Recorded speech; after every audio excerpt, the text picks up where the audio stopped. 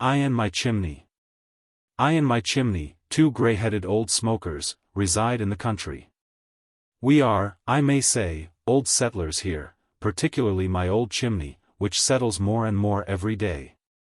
Though I always say, I and my chimney, as Cardinal Wolsey used to say, I and my king, yet this egotistic way of speaking, wherein I take precedence of my chimney, is hereby borne out by the facts. In everything, except the above phrase, my chimney taking precedence of me. Within 30 feet of the turf-sided road, my chimney, a huge, corpulent old hairy 8 of a chimney, rises full in front of me and all my possessions. Standing well up a hillside, my chimney, like Lord Rosse's monster telescope, swung vertical to hit the meridian moon, is the first object to greet the approaching traveler's eye. Nor is it the last which the sun salutes. My chimney, too, is before me in receiving the first fruits of the seasons. The snow is on its head ere on my hat. And every spring, as in a hollow beech tree, the first swallows build their nests in it. But it is within doors that the preeminence of my chimney is most manifest. When in the rear room, set apart for that object, I stand to receive my guests, who, by the way call more, I suspect, to see my chimney than me, I then stand, not so much before, as, strictly speaking, behind my chimney, which is, indeed, the true host. Not that I demur. In the presence of my betters, I hope I know my place. From this habitual precedence of my chimney over me, some even think that I have got into a sad rearward way altogether. In short, from standing behind my old-fashioned chimney so much, I have got to be quite behind the age too, as well as running behindhand in everything else. But to tell the truth, I never was a very forward old fellow, nor what my farming neighbors call a forehand one. Indeed, those rumors about my behindhandedness are so far correct, that I have an odd sauntering way with me sometimes of going about with my hands behind my back. As for my belonging to the rear guard in general, certain it is, I bring up the rear of my chimney, which, by the way, is this moment before me, and that, too, both in fancy and fact. In brief, my chimney is my superior by I know not how many heads and shoulders, my superior, too, in that humbly bowing over with shovel and tongs, I much minister to it. Yet never does it minister, or incline over to me, but, if anything, in its settlings, rather leans the other way.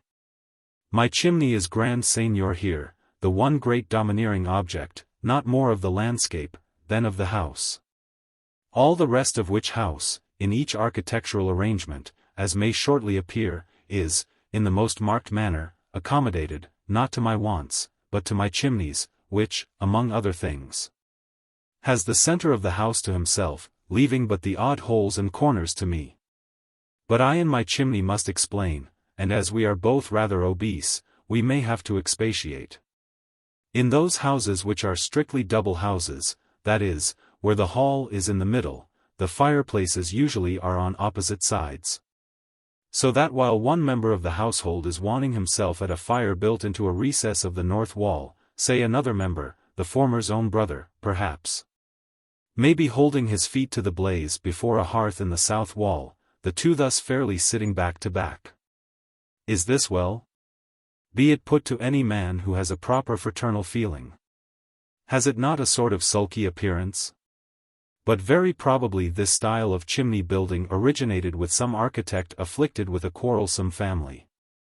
Then again, almost every modern fireplace has its separate flue, separate throughout, from hearth to chimney top. At least such an arrangement is deemed desirable. Does not this look egotistical, selfish? But still more, all these separate flues, instead of having independent masonry establishments of their own, or instead of being grouped together in one federal stock in the middle of the house, instead of this, I say, each flue is surreptitiously honeycombed into the walls. So that these last are here and there, or indeed almost anywhere, treacherously hollow, and, in consequence, more or less weak. Of course, the main reason of this style of chimney building is to economize room. In cities, where lots are sold by the inch, small space is to spare for a chimney constructed on magnanimous principles. And, as with most thin men, who are generally tall, so with such houses, what is lacking in breadth, must be made up in height. This remark holds true even with regard to many very stylish abodes, built by the most stylish of gentlemen. And yet, when that stylish gentleman, Louis le Grand of France, would build a palace for his lady friend, Madame de Maintenon, he built it but 1 story high, in fact in the cottage style. But then, how uncommonly quadrangular, spacious, and broad, horizontal acres, not vertical ones. Such is the palace, which, in all its 1-storied magnificence of Languedoc marble, in the garden of Versailles, still remains to this day. Any man can buy a square foot of land and plant a liberty pole on it, but it takes a king to set apart whole acres for a grand Trianon. But nowadays it is different. And furthermore, what originated in a necessity has been mounted into a vaunt. In towns there is large rivalry in building tall houses. If one gentleman builds his house 4 stories high, and another gentleman comes next door and builds 5 stories high, then the former, not to be looked down upon that way, immediately sends for his architect and claps a 5th and a 6th story on top of his previous 4. And, not till the gentleman has achieved his aspiration. Not till he has stolen over the way by twilight and observed how his 6th story soars beyond his neighbor's 5th, not till then does he retire to his rest with satisfaction. Such folks, it seems to me, need mountains for neighbors, to take this emulous conceit of soaring out of them. If, considering that mine is a very wide house, and by no means lofty, aught in the above may appear like interested pleading.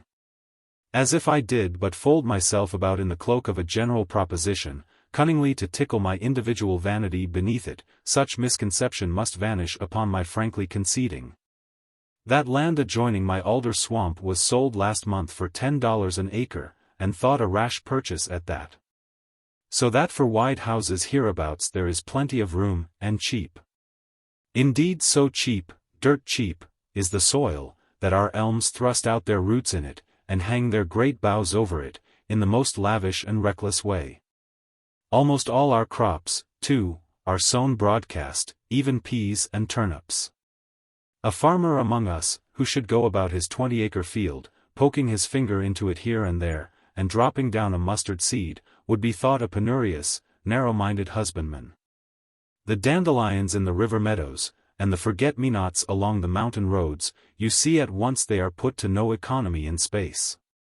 Some seasons, too, our rye comes up here and there a spear, sole and single like a church spire. It doesn't care to crowd itself where it knows there is such a deal of room. The world is wide, the world is all before us, says the rye. Weeds, too, it is amazing how they spread. No such thing as arresting them, some of our pastures being a sort of Alsatia for the weeds.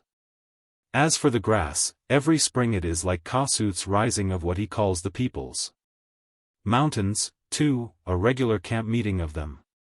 For the same reason, the same all-sufficiency of room, our shadows march and countermarch, going through their various drills and masterly evolutions. Like the old imperial guard on the Champs de Mars. As for the hills, especially where the roads cross them, the supervisors of our various towns have given notice to all concerned, that they can come and dig them down and cart them off. And never a cent to pay, no more than for the privilege of picking blackberries. The stranger who is buried here, what liberal-hearted landed proprietor among us grudges him 6 feet of rocky pasture? Nevertheless, cheap, after all, as our land is, and much as it is trodden under foot, for one, am proud of it for what it bears. And chiefly for its 3 great lions, the great oak, Og Mountain, and My Chimney. Most houses, here, are but 1.5 stories high, few exceed 2. That in which I and my chimney dwell, is in width nearly twice its height, from sill to eaves, which accounts for the magnitude of its main content, besides showing that in this house, as in this country at large, there is abundance of space, and to spare, for both of us. The frame of the old house is of wood, which but the more sets forth the solidity of the chimney, which is of brick. And as the great wrought nails, binding the clapboards, are unknown in these degenerate days, so are the huge bricks in the chimney walls. The architect of the chimney must have had the pyramid of Cheops before him. For, after that famous structure, it seems modeled, only its rate of decrease towards the summit is considerably less, and it is truncated. From the exact middle of the mansion it soars from the cellar, right up through each successive floor, till, 4 feet square, it breaks water from the ridgepole of the roof. Like an anvil-headed whale, through the crest of a billow. Most people, though, liken it, in that part, to a raised observatory, massoned up. The reason for its peculiar appearance above the roof touches upon rather delicate ground.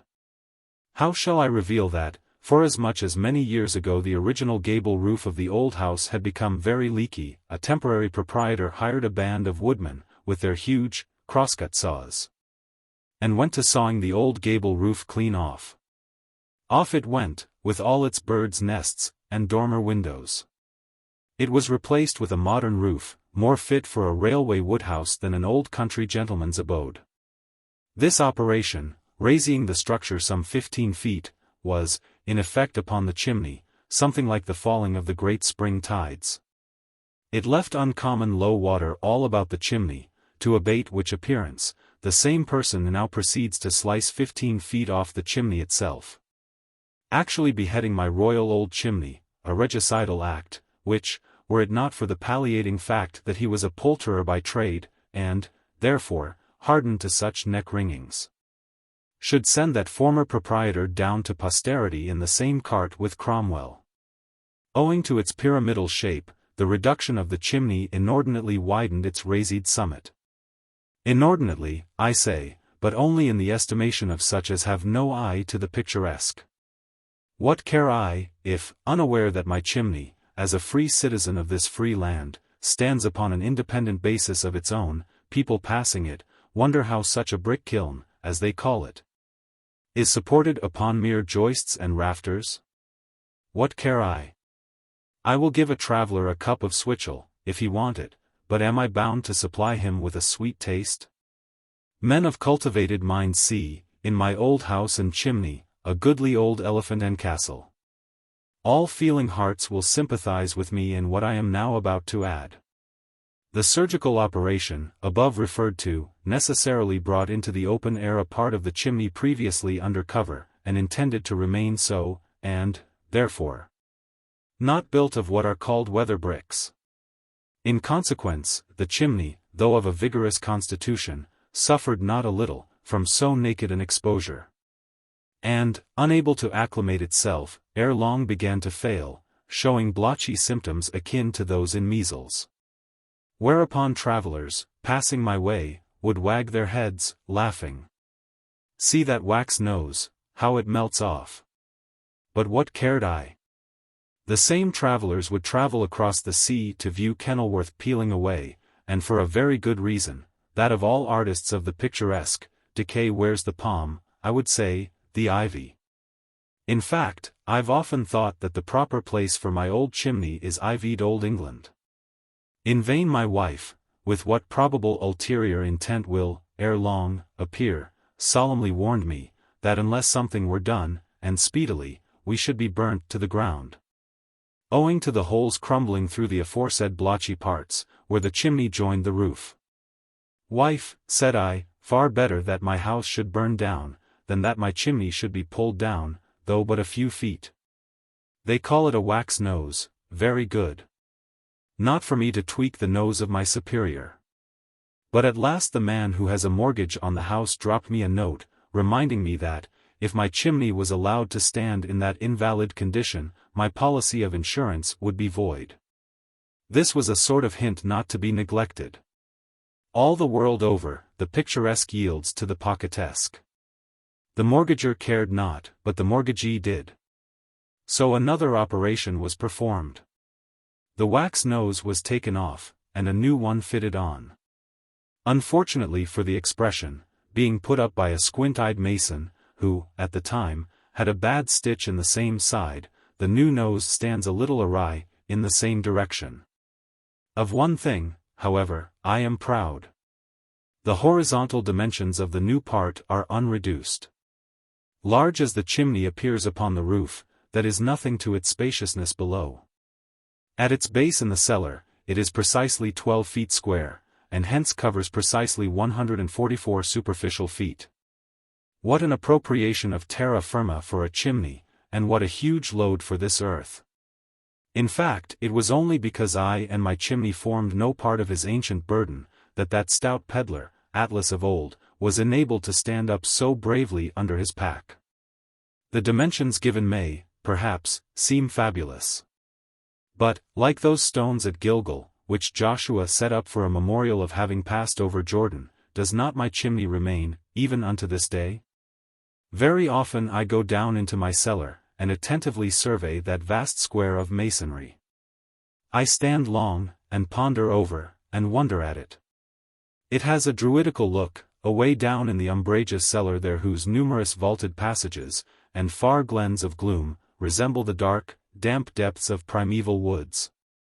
So strongly did this conceit steal over me, so deeply was I penetrated with wonder at the chimney, that one day, when I was a little out of my mind, I now think, getting a spade from the garden, I set to work, digging round the foundation, especially at the corners thereof, obscurely prompted by dreams of striking upon some old, earthen-worn memorial of that bygone day, when into all this gloom, the light of heaven entered, as the masons laid the foundation stones, peradventure sweltering under an August sun, or pelted by a March storm. Plying my blunted spade, how vexed was I by that ungracious interruption of a neighbor who, calling to see me upon some business, and being informed that I was below, said I need not be troubled to come up, but he would go down to me. And so, without ceremony, and without my having been forewarned, suddenly discovered me, digging in my cellar. Gold digging, sir? Nay, sir, answered I, starting, I was merely, merely, I say I was merely digging, round my chimney. Ah, loosening the soil, to make it grow. Your chimney, sir, you regard as too small, I suppose. Needing further development, especially at the top. Sir, said I, throwing down the spade, do not be personal. I and my chimney. Personal? Sir, I look upon this chimney less as a pile of masonry than as a personage. It is the king of the house. I am but a suffered and inferior subject. In fact, I would permit no jibes to be cast at either myself or my chimney, and never again did my visitor refer to it in my hearing, without coupling some compliment with the mention. It well deserves a respectful consideration. There it stands, solitary and alone, not a council, of 10 flues, but, like his sacred majesty of Russia, a unit of an autocrat. Even to me, its dimensions, at times, seem incredible. It does not look so big, no, not even in the cellar. By the mere eye, its magnitude can be but imperfectly comprehended, because only one side can be received at one time, and said side can only present 12 feet, linear measure. But then, each other side also is 12 feet long, and the whole obviously forms a square, and 12 times 12 is 144. And so, an adequate conception of the magnitude of this chimney is only to be got at by a sort of process in the higher mathematics, by a method somewhat akin to those whereby the surprising distances of fixed stars are computed. It need hardly be said, that the walls of my house are entirely free from fireplaces. These all congregate in the middle, in the one grand central chimney, upon all 4 sides of which are hearths, 2 tiers of hearths, so that when, in the various chambers, my family and guests are warming themselves of a cold winter's night, just before retiring, then, though at the time they may not be thinking so, all their faces mutually look towards each other. Yea, all their feet point to one center. And, when they go to sleep in their beds, they all sleep round one warm chimney, like so many Iroquois Indians, in the woods, round their one heap of embers. And just as the Indians' fire serves, not only to keep them comfortable, but also to keep off wolves, and other savage monsters, so my chimney, by its obvious smoke at top, keeps off prowling burglars from the towns, for what burglar or murderer would dare break into an abode from whose chimney issues such a continual smoke, betokening that if the inmates are not stirring, at least fires are, and in case of an alarm, candles may readily be lighted, to say nothing of muskets. But stately as is the chimney, grand high altar as it is, right worthy for the celebration of high mass before the Pope of Rome, and all his cardinals, yet what is there perfect in this world? Caius Julius Caesar, had he not been so inordinately great, they say that Brutus, Cassius, Antony, and the rest, had been greater. My chimney, were it not so mighty in its magnitude, my chambers had been larger. How often has my wife ruefully told me, that my chimney, like the English aristocracy, casts a contracting shade all round it. She avers that endless domestic inconveniences arise, more particularly from the chimney's stubborn central locality. The grand objection with her is, that it stands midway in the place where a fine entrance hall ought to be. In truth, there is no hall whatever to the house, nothing but a sort of square landing place, as you enter from the wide front door. A roomy enough landing place, I admit, but not attaining to the dignity of a hall. Now, as the front door is precisely in the middle of the front of the house, inwards it faces the chimney. In fact, the opposite wall of the landing place is formed solely by the chimney, and hence, owing to the gradual tapering of the chimney, is a little less than 12 feet in width. Climbing the chimney in this part, is the principal staircase, which, by 3 abrupt turns, and 3 minor landing places, mounts to the second floor, where, over the front door, runs a sort of narrow gallery, something less than 12 feet long, leading to chambers on either hand. This gallery, of course, is railed. And so, looking down upon the stairs, and all those landing places together, with the main one at bottom, resembles not a little a balcony for musicians, in some jolly old abode. In times Elizabethan. Shall I tell a weakness? I cherish the cobwebs there, and many a time arrest Biddy in the act of brushing them with her broom, and have many a quarrel with my wife and daughters about it. Now the ceiling, so to speak, of the place where you enter the house, that ceiling is, in fact, the ceiling of the second floor, not the first. The 2 floors are made one here. So that ascending this turning stairs, you seem going up into a kind of soaring tower, or lighthouse. At the second landing, midway up the chimney, is a mysterious door, entering to a mysterious closet. And here I keep mysterious cordials, of a choice, mysterious flavor, made so by the constant nurturing and subtle ripening of the chimney's gentle heat, distilled through that warm mass of masonry. Better for wines is it than voyages to the Indias, my chimney itself a tropic. A chair by my chimney in a November day is as good for an invalid as a long season spent in Cuba. Often I think how grapes might ripen against my chimney. How my wife's geraniums bud there. Bud in December. Her eggs, too, can't keep them near the chimney, on account of the hatching. Ah, a warm heart has my chimney. How often my wife was at me about that projected grand entrance hall of hers, which was to be knocked clean through the chimney, from one end of the house to the other, and astonish all guests by its generous amplitude. But, wife, said I, the chimney, consider the chimney, if you demolish the foundation, what is to support the superstructure? Oh, that will rest on the second floor. The truth is, women know next to nothing about the realities of architecture. However, my wife still talked of running her entries and partitions. She spent many long nights elaborating her plans. In imagination building her boasted hall through the chimney, as though its high mightiness were a mere spear of sorrel top. At last, I gently reminded her that, little as she might fancy it, the chimney was a fact, a sober, substantial fact, which, in all her plannings, it would be well to take into full consideration. But this was not of much avail. And here, respectfully craving her permission, I must say a few words about this enterprising wife of mine. Though in years nearly old as myself, in spirit she is young as my little sorrel mare, Trigger, that threw me last fall. What is extraordinary, though she comes of a rheumatic family, she is straight as a pine, never has any aches, while for me with the sciatica, I am sometimes as crippled up as any old apple tree. But she has not so much as a toothache. As for her hearing, let me enter the house in my dusty boots, and she away up in the attic. And for her sight, Biddy, the housemaid, tells other people's housemaids, that her mistress will spy a spot on the dresser straight through the pewter platter, put up on purpose to hide it. Her faculties are alert as her limbs and her senses. No danger of my spouse dying of torpor. The longest night in the year I've known her lie awake, planning her campaign for the morrow. She is a natural projector. The maxim, whatever is right, is not hers. Her maxim is, whatever is wrong, and what is more, must be altered. And what is still more, must be altered right away.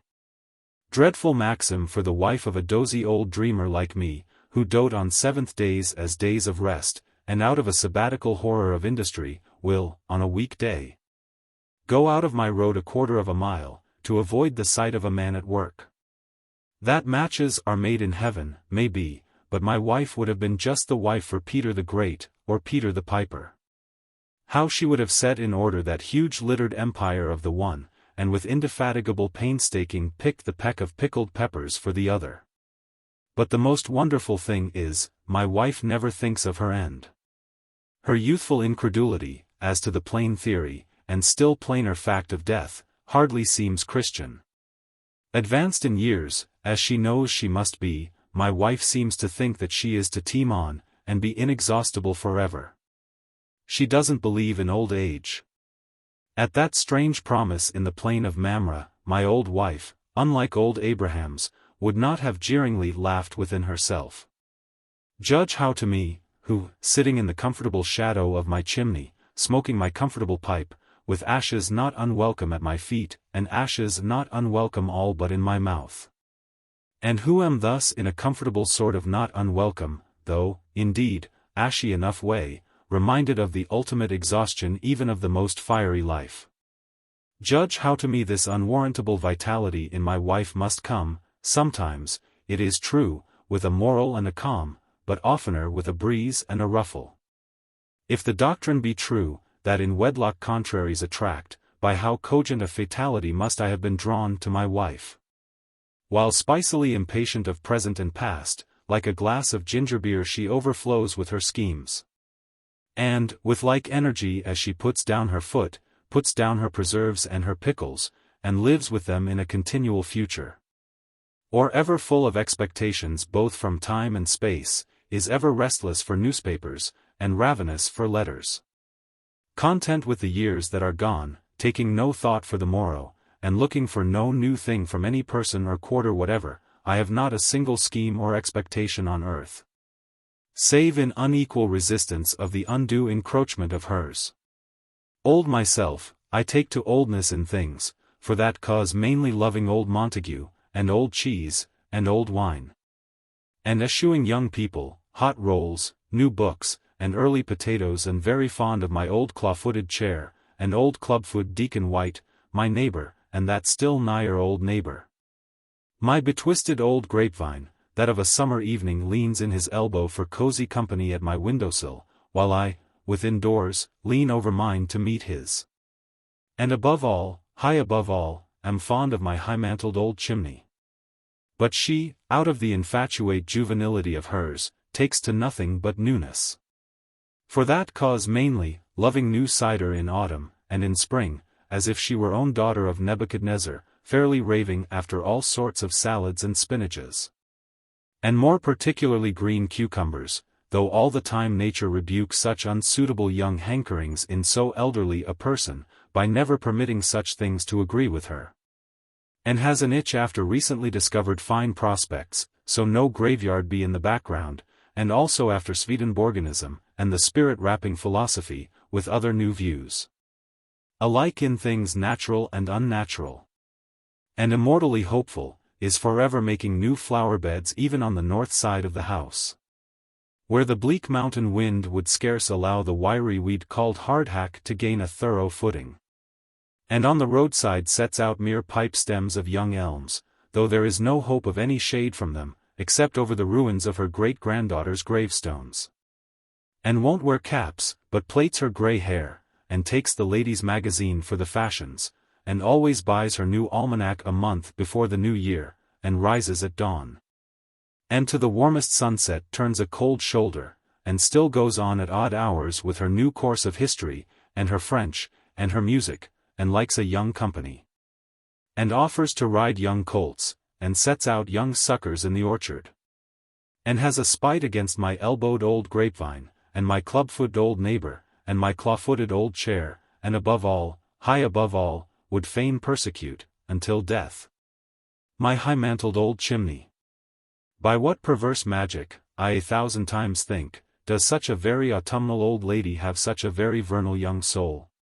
When I would remonstrate at times, she spins round on me with, "Oh, don't you grumble, old man," she always calls me old man, "it's I, young I, that keep you from stagnating."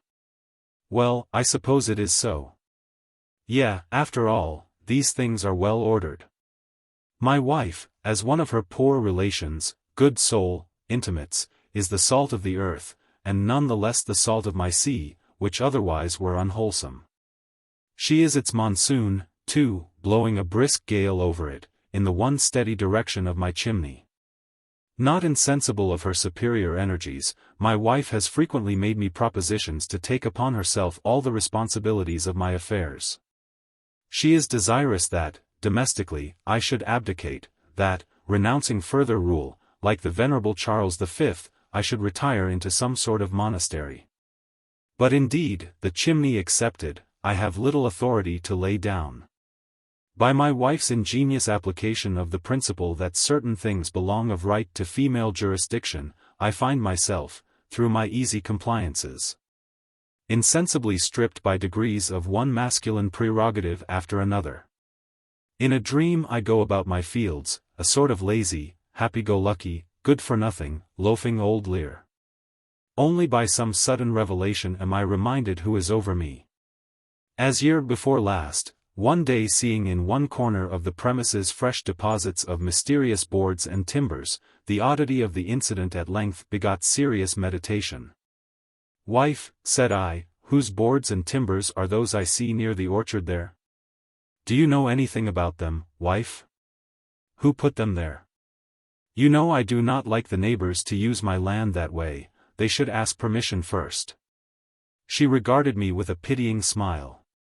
"Why, old man, don't you know I am building a new barn? Didn't you know that, old man?"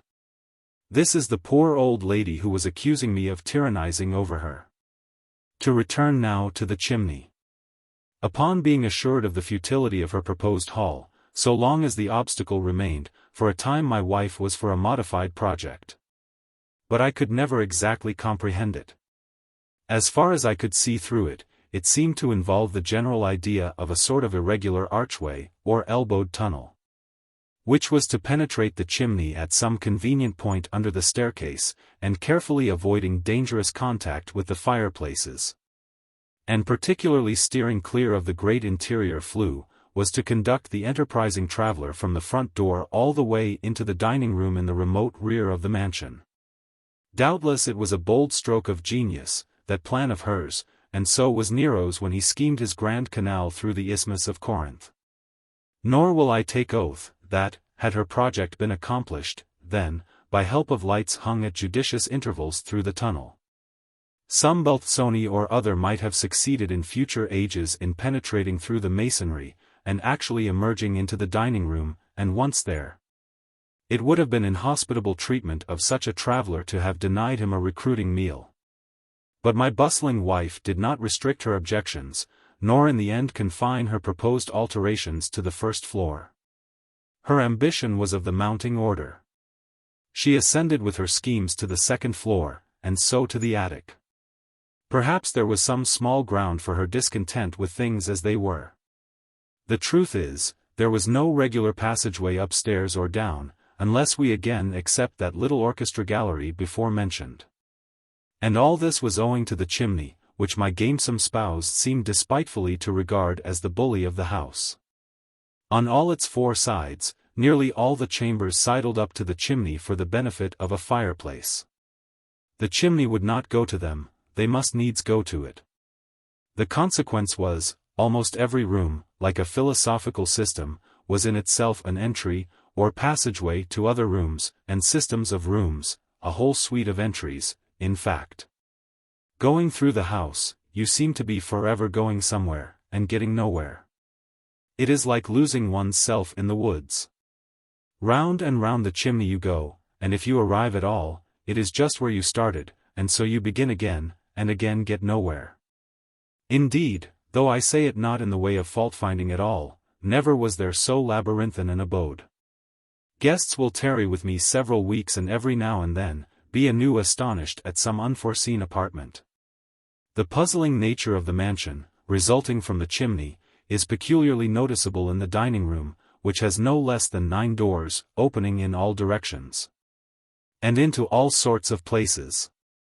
A stranger for the first time entering this dining room, and naturally taking no special heed at which door he entered, will, upon rising to depart, commit the strangest blunders.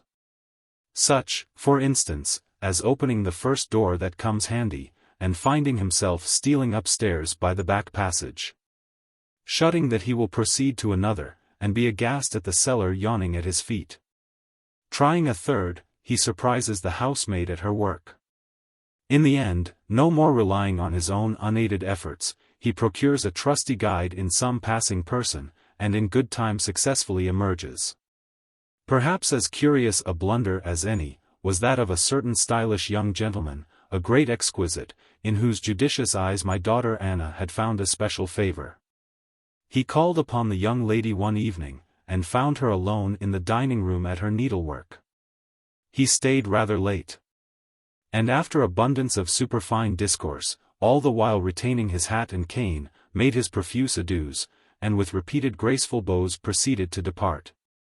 After fashion of courtiers from the Queen, and by so doing, opening a door at random, with one hand placed behind, very effectually succeeded in backing himself into a dark pantry, where he carefully shut himself up, wondering there was no light in the entry. After several strange noises as of a cat among the crockery, he reappeared through the same door, looking uncommonly crestfallen, and, with a deeply embarrassed air, requested my daughter to designate at which of the 9 he should find exit. When the mischievous Anna told me the story, she said it was surprising how unaffected and matter-of-fact the young gentleman's manner was after his reappearance. He was more candid than ever, to be sure. Having inadvertently thrust his white kids into an open drawer of Havana sugar, under the impression, probably, that being what they call a sweet fellow, his route might possibly lie in that direction. Another inconvenience resulting from the chimney is, the bewilderment of a guest in gaining his chamber, many strange doors lying between him and it. To direct him by finger-posts would look rather queer, and just as queer in him to be knocking at every door on his route, like London's city guest, the king, at Temple Bar. Now, of all these things and many, many more, my family continually complained. At last my wife came out with her sweeping proposition, in toto to abolish the chimney. What? Said I, abolish the chimney? To take out the backbone of anything, wife, is a hazardous affair. Spines out of backs, and chimneys out of houses, are not to be taken like frosted lead pipes from the ground. Besides, added I, the chimney is the one grand permanence of this abode. If undisturbed by innovators, then in future ages, when all the house shall have crumbled from it, this chimney will still survive, a Bunker Hill monument. No, no, wife, I can't abolish my backbone. So said I then. But who is sure of himself, especially an old man, with both wife and daughters ever at his elbow and ear? In time, I was persuaded to think a little better of it. In short, to take the matter into preliminary consideration. At length it came to pass that a master mason, a rough sort of architect, one Mr. Scribe, was summoned to a conference. I formally introduced him to my chimney. A previous introduction from my wife had introduced him to myself. He had been not a little employed by that lady, in preparing plans and estimates for some of her extensive operations in drainage. Having, with much ado, extorted from my spouse the promise that she would leave us to an unmolested survey, I began by leading Mr. Scribe down to the root of the matter, in the cellar. Lamp in hand, I descended, for though upstairs it was noon, below it was night. We seemed in the pyramids.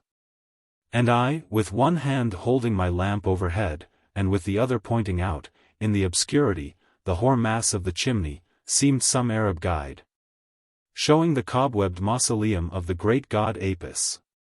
"This is a most remarkable structure, sir," said the master mason, after long contemplating it in silence, "a most remarkable structure, sir."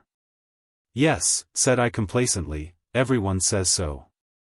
But large as it appears above the roof, would not have inferred the magnitude of this foundation, sir," eyeing it critically.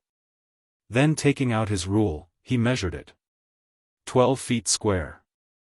144 square feet.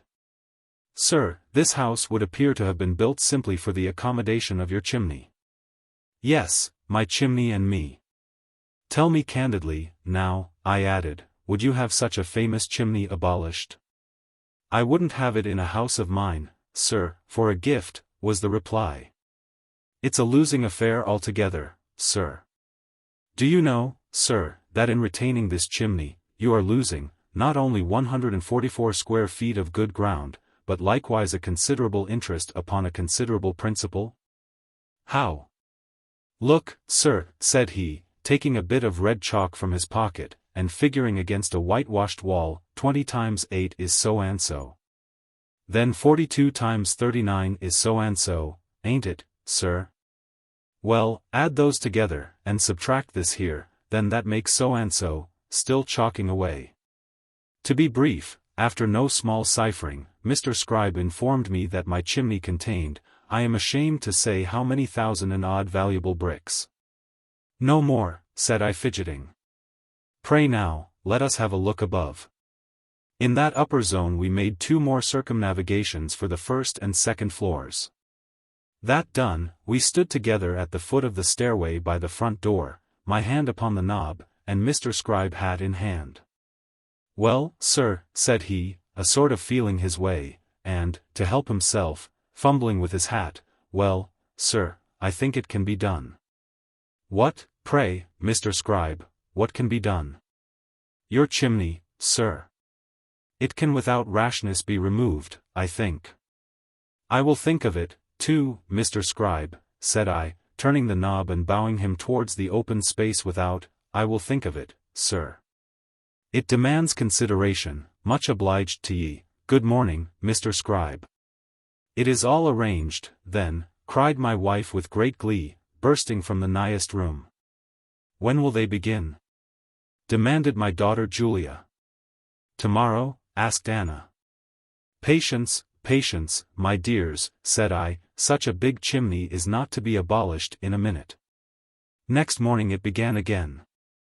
"You remember the chimney," said my wife. "Wife," said I, "it is never out of my house and never out of my mind." "But when is Mr. Scribe to begin to pull it down?" asked Anna.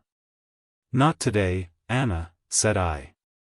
"When, then?" demanded Julia, in alarm. Now, if this chimney of mine was, for size, a sort of belfry, for ding-donging at me about it, my wife and daughters were a sort of bells, always chiming together, or taking up each other's melodies at every pause, my wife the key-clapper of all. A very sweet ringing, and pealing, and chiming, I confess. But then, the most silvery of bells may, sometimes, dismally toll, as well as merrily play. And as touching the subject in question, it became so now.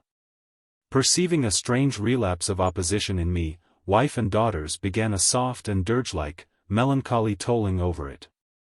At length my wife, getting much excited, declared to me, with pointed finger, that so long as that chimney stood, she should regard it as the monument of what she called my broken pledge. But finding this did not answer, the next day, she gave me to understand that either she or the chimney must quit the house.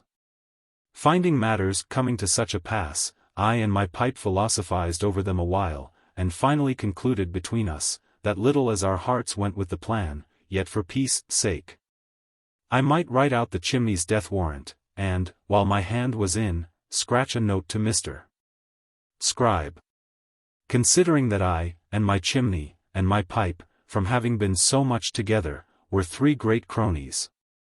The facility with which my pipe consented to a project so fatal to the goodliest of our trio. Or rather, the way in which I and my pipe, in secret, conspired together, as it were, against our unsuspicious old comrade, this may seem rather strange, if not suggestive of sad reflections upon us too. But, indeed, we, sons of clay, that is my pipe and I, are no whit better than the rest. Far from us, indeed, to have volunteered the betrayal of our crony. We are of a peaceable nature, too. But that love of peace it was which made us false to a mutual friend, as soon as his cause demanded a vigorous vindication.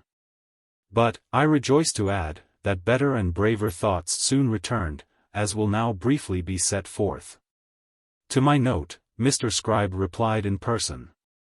Once more we made a survey, mainly now with a view to a pecuniary estimate. I will do it for $500, said Mr. Scribe at last, again hat in hand. Very well, Mr. Scribe, I will think of it, replied I, again bowing him to the door. Not unvexed by this, for the second time, unexpected response, again he withdrew, and from my wife and daughters again burst the old exclamations.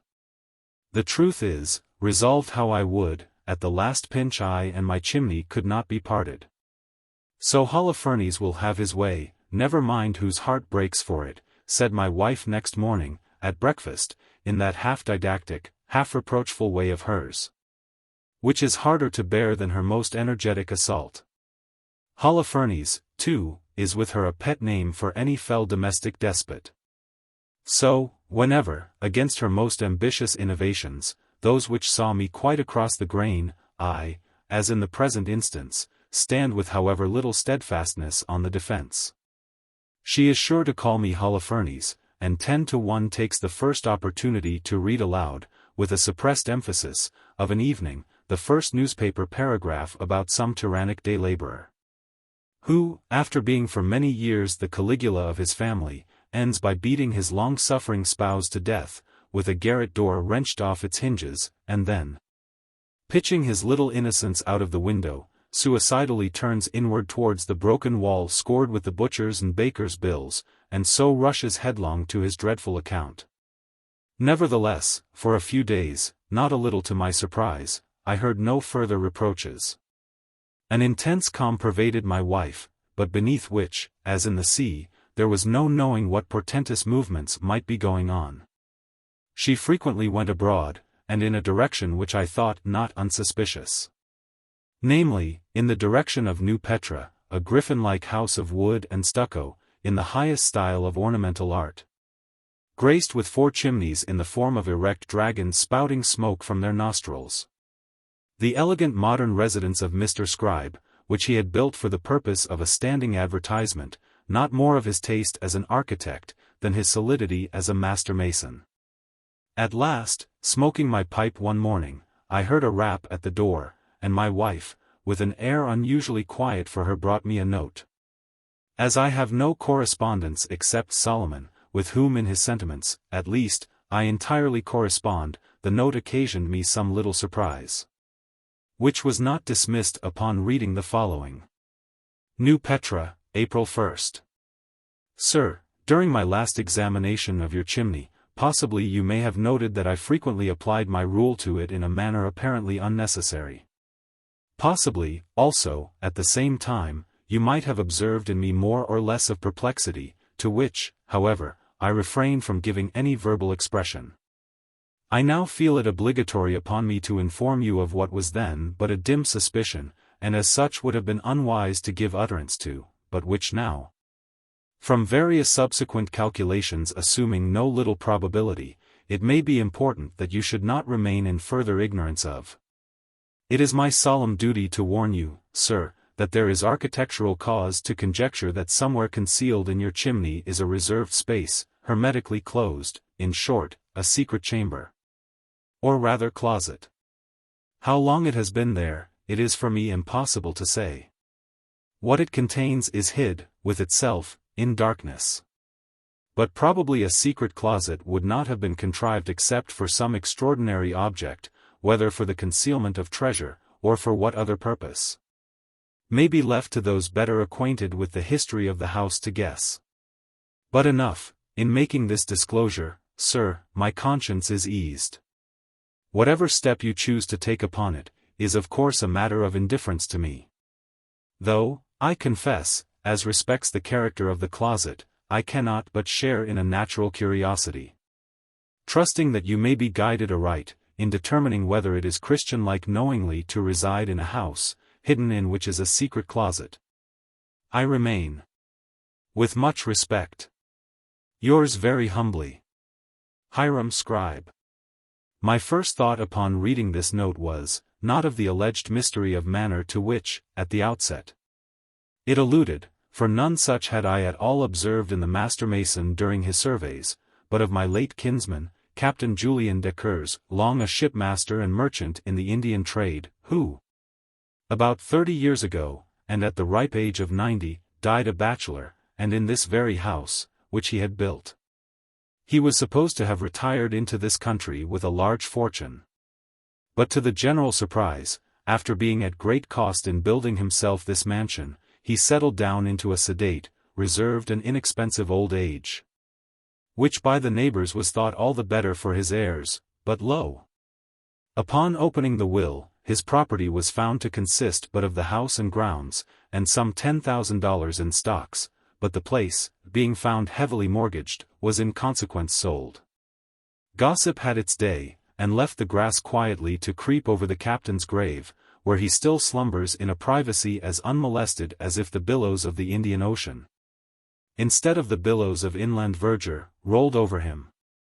Still, I remembered long ago, hearing strange solutions whispered by the country people for the mystery involving his will, and, by reflex, himself, and that, too, as well in conscience as purse.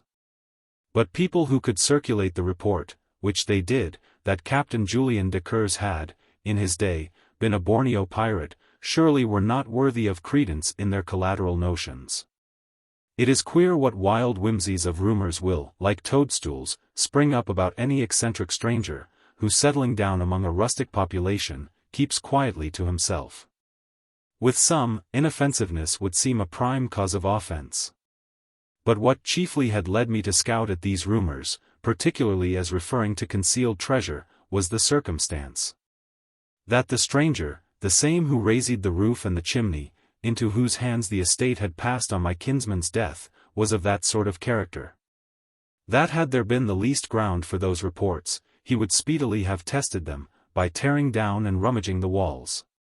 Nevertheless, the note of Mr. Scribe, so strangely recalling the memory of my kinsman, very naturally chimed in with what had been mysterious, or at least unexplained, about him.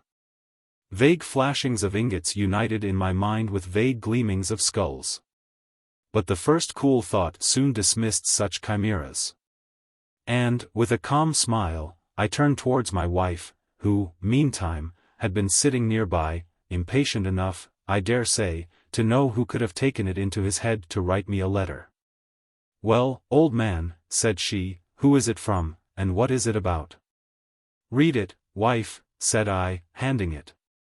Read it she did, and then, such an explosion. I will not pretend to describe her emotions, or repeat her expressions. Enough that my daughters were quickly called in to share the excitement. Although they had never dreamed of such a revelation as Mr. Scribe's, yet upon the first suggestion they instinctively saw the extreme likelihood of it. In corroboration, they cited first my kinsman, and second, my chimney, alleging that the profound mystery involving the former, and the equally profound masonry involving the latter, though both acknowledged facts, were alike preposterous on any other supposition than the secret closet.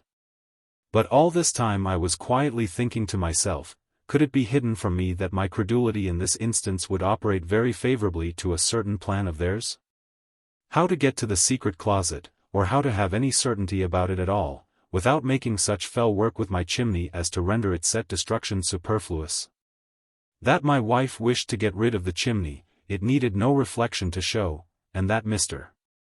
Scribe, for all his pretended disinterestedness, was not opposed to pocketing $500 by the operation, seemed equally evident. That my wife had, in secret, laid heads together with Mr. Scribe, I at present refrain from affirming. But when I consider her enmity against my chimney, and the steadiness with which at the last she is wont to carry out her schemes, if by hook or crook she can, especially after having been once baffled, why, I scarcely knew at what step of hers to be surprised. Of one thing only was I resolved, that I and my chimney should not budge. In vain all protests. Next morning I went out into the road, where I had noticed a diabolical-looking old gander, that, for its doughty exploits in the way of scratching into forbidden enclosures, had been rewarded by its master with a portentous, four-pronged, wooden decoration, in the shape of a collar of the Order of the Garrote. This gander I cornered, and rummaging out its stiffest quill, plucked it, took it home, and making a stiff pen, inscribed the following stiff note. Chimney side, April 2nd. Mr. Scribe. Sir, for your conjecture, we return you our joint thanks and compliments, and beg leave to assure you, that we shall remain very faithfully the same. I and my chimney. Of course, for this epistle we had to endure some pretty sharp raps. But having at last explicitly understood from me that Mr. Scribe's note had not altered my mind one jot, my wife, to move me, among other things said, that if she remembered aright, there was a statute placing the keeping in private of secret closets on the same unlawful footing with the keeping of gunpowder. But it had no effect. A few days after, my spouse changed her key. It was nearly midnight, and all were in bed but ourselves, who sat up, one in each chimney corner. She, needles in hand, indefatigably knitting a sock, pipe in mouth, indolently weaving my vapors. It was one of the first of the chill nights in autumn. There was a fire on the hearth, burning low. The air without was torpid and heavy, the wood, by an oversight, of the sort called soggy. Do look at the chimney, she began. Can't you see that something must be in it? Yes, wife. Truly there is smoke in the chimney, as in Mr. Scribe's note. Smoke? Yes, indeed, and in my eyes, too. How you two wicked old sinners do smoke, this wicked old chimney and you. Wife, said I and my chimney like to have a quiet smoke together, it is true, but we don't like to be called names. Now, dear old man, said she, softening down, and a little shifting the subject, when you think of that old kinsman of yours, you know there must be a secret closet in this chimney. Secret ash-hole, wife, why don't you have it? Yes, I dare say there is a secret ash-hole in the chimney, for where do all the ashes go to that drop down the queer hole yonder? I know where they go to, I've been there almost as many times as the cat. What devil, wife, prompted you to crawl into the ash-hole? Don't you know that St. Dunstan's devil emerged from the ash-hole? You will get your death one of these days, exploring all about as you do. But supposing there be a secret closet, what then? What then? Why, what should be in a secret closet but dry bones, wife, broke in I with a puff, while the sociable old chimney broke in with another. There again. Oh, how this wretched old chimney smokes, wiping her eyes with her handkerchief. I've no doubt the reason it smokes so is, because that secret closet interferes with the flue. Do see, too, how the jams here keep settling, and it's downhill all the way from the door to this hearth. This horrid old chimney will fall on our heads yet, depend upon it, old man. Yes, wife, I do depend on it, yes indeed, I place every dependence on my chimney. As for its settling, I like it. I, too, am settling, you know, in my gate. I and my chimney are settling together, and shall keep settling, too, till, as in a great featherbed, we shall both have settled away clean out of sight. But this secret oven, I mean, secret closet of yours, wife, where exactly do you suppose that secret closet is? That is for Mr. Scribe to say. But suppose he cannot say exactly, what, then? Why then he can prove, I am sure, that it must be somewhere or other in this horrid old chimney. And if he can't prove that, what, then? Why then, old man, with a stately air, I shall say little more about it. Agreed, wife, returned I, knocking my pipe bowl against the jamb, and now, tomorrow, I will for a third time send for Mr. Scribe. Wife, the sciatica takes me. Be so good as to put this pipe on the mantel. If you get the stepladder for me, I will. This shocking old chimney, this abominable old-fashioned old chimney's mantels are so high, I can't reach them. No opportunity, however trivial, was overlooked for a subordinate fling at the pile.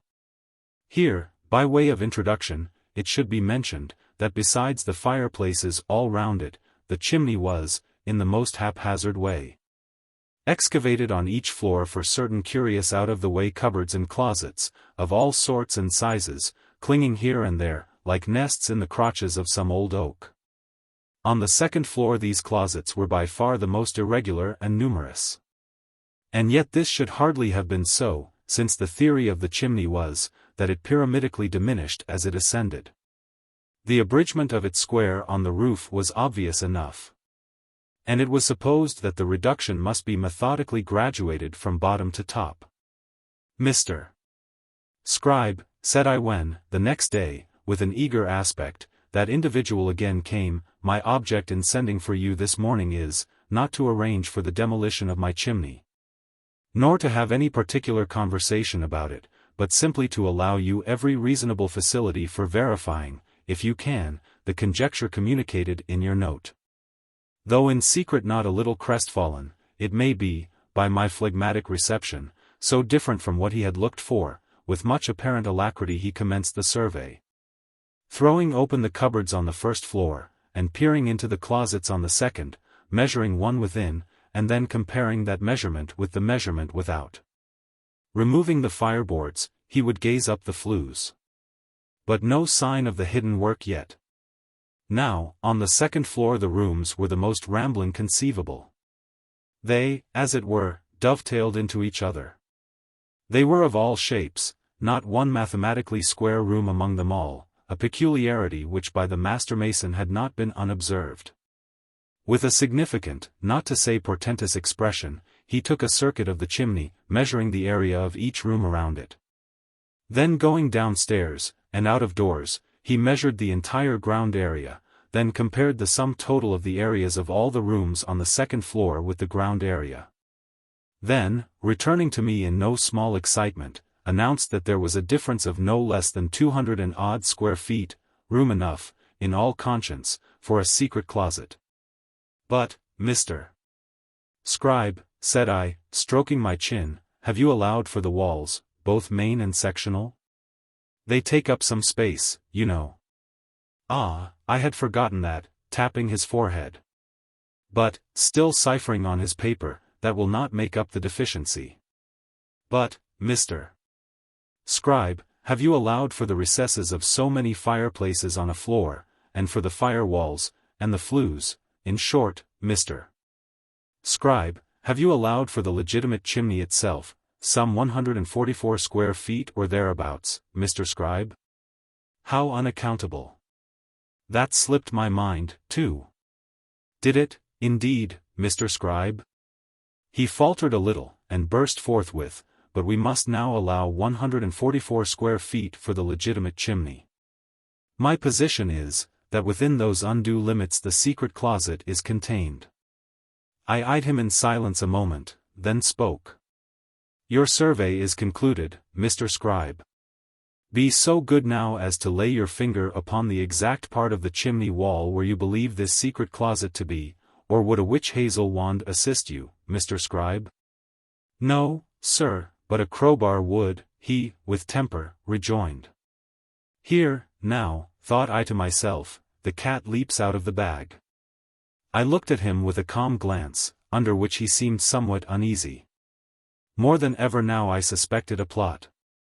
I remembered what my wife had said about abiding by the decision of Mr. Scribe. In a bland way, I resolved to buy up the decision of Mr. Scribe. Sir, said I, really, I am much obliged to you for this survey. It has quite set my mind at rest. And no doubt you, too, Mr. Scribe, must feel much relieved. Sir, I added, you have made 3 visits to the chimney. With a businessman, time is money. Here are $50, Mr. Scribe. Nay, take it. You have earned it. Your opinion is worth it. And by the way, as he modestly received the money, have you any objections to give me a little certificate, something, say, like a steamboat certificate, certifying that you, a competent surveyor, have surveyed my chimney, and found no reason to believe any unsoundness. In short, any secret closet in it. Would you be so kind, Mr. Scribe? But, sir, stammered he with honest hesitation. Here are pen and paper, said I, with entire assurance. Enough. That evening I had the certificate framed and hung over the dining-room fireplace, trusting that the continual sight of it would forever put at rest at once the dreams and stratagems of my household. But, no. Inveterately bent upon the extirpation of that noble old chimney, still to this day my wife goes about it, with my daughter Anna's geological hammer, tapping the wall all over, and then holding her ear against it, as I have seen the physicians of life insurance companies tap a man's chest, and then incline over for the echo. Sometimes of nights she almost frightens one, going about on this phantom errand, and still following the sepulchral response of the chimney, round and round, as if it were leading her to the threshold of the secret closet. How hollow it sounds, she will hollowly cry. Yes, I declare, with an emphatic tap, there is a secret closet here. Here, in this very spot. Hark! How hollow! Pshaw! Wife, of course it is hollow. Who ever heard of a solid chimney? But nothing avails. And my daughters take after, not me, but their mother. Sometimes all 3 abandon the theory of the secret closet and return to the genuine ground of attack, the unsightliness of so cumbrous a pile, with comments upon the great addition of room to be gained by its demolition, and the fine effect of the projected grand hall, and the convenience resulting from the collateral running in one direction and another of their various partitions. Not more ruthlessly did the 3 powers partition away poor Poland, than my wife and daughters would fain partition away my chimney. But seeing that, despite all, I and my chimney still smoke our pipes, my wife reoccupies the ground of the secret closet, enlarging upon what wonders are there, and what a shame it is not to seek it out and explore it.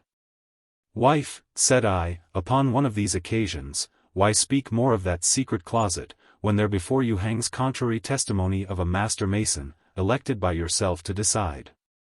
Besides, even if there were a secret closet, secret it should remain, and secret it shall. Yes, wife, here for once I must say my say. Infinite sad mischief has resulted from the profane bursting open of secret recesses. Though standing in the heart of this house, though hitherto we have all nestled about it, unsuspicious of aught hidden within, this chimney may or may not have a secret closet. But if it have, it is my kinsman's. To break into that wall, would be to break into his breast. And that wall-breaking wish of Momus I account the wish of a church-robbing gossip and knave. Yes, wife, a vile eavesdropping varlet was Momus. Moses? Mumps? Stuff with your mumps and Moses. The truth is, my wife, like all the rest of the world, cares not a fig for philosophical jabber. In dearth of other philosophical companionship, I and my chimney have to smoke and philosophize together. And sitting up so late as we do at it, a mighty smoke it is that we 2 smoky old philosophers make. But my spouse, who likes the smoke of my tobacco as little as she does that of the soot, carries on her war against both. I live in continual dread lest, like the golden bowl, the pipes of me and my chimney shall yet be broken. To stay that mad project of my wife's, not answers. Or, rather, she herself is incessantly answering, incessantly besetting me with her terrible alacrity for improvement, which is a softer name for destruction. Scarce a day I do not find her with her tape measure, measuring for her grand hall, while Anna holds a yardstick on one side, and Julia looks approvingly on from the other. Mysterious intimations appear in the nearest village paper, signed Claude, to the effect that a certain structure, standing on a certain hill, is a sad blemish to an otherwise lovely landscape. Anonymous letters arrive, threatening me with I know not what, unless I remove my chimney. Is it my wife, too, or who, that sets up the neighbors to badgering me on the same subject, and hinting to me that my chimney, like a huge elm, absorbs all moisture from my garden? At night, also, my wife will start as from sleep, professing to hear ghostly noises from the secret closet.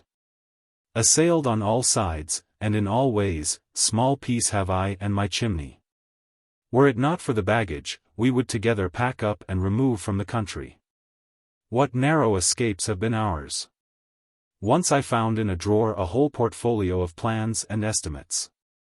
Another time, upon returning after a day's absence, I discovered my wife standing before the chimney in earnest conversation with a person whom I at once recognized as a meddlesome architectural reformer, who, because he had no gift for putting up anything, was ever intent upon pulling them down.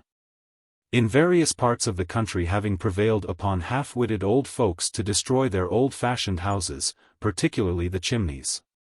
But worst of all was, that time I unexpectedly returned at early morning from a visit to the city, and upon approaching the house, narrowly escaped 3 brickbats which fell, from high aloft, at my feet. Glancing up, what was my horror to see 3 savages, in blue jean overalls, in the very act of commencing the long-threatened attack.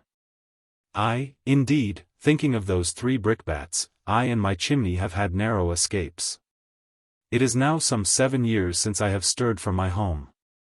My city friends all wonder why I don't come to see them, as in former times. They think I am getting sour and unsocial. Some say that I have become a sort of mossy old misanthrope, while all the time the fact is, I am simply standing guard over my mossy old chimney. For it is resolved between me and my chimney, that I and my chimney will never surrender. The Apple Tree Table. Or, Original Spiritual Manifestations. When I first saw the table, dingy and dusty, in the furthest corner of the old hopper-shaped garret, and set out with broken, becrusted old purple vials and flasks, and a ghostly, dismantled old quarto, it seemed just such a necromantic little old table as might have belonged to Friar Bacon.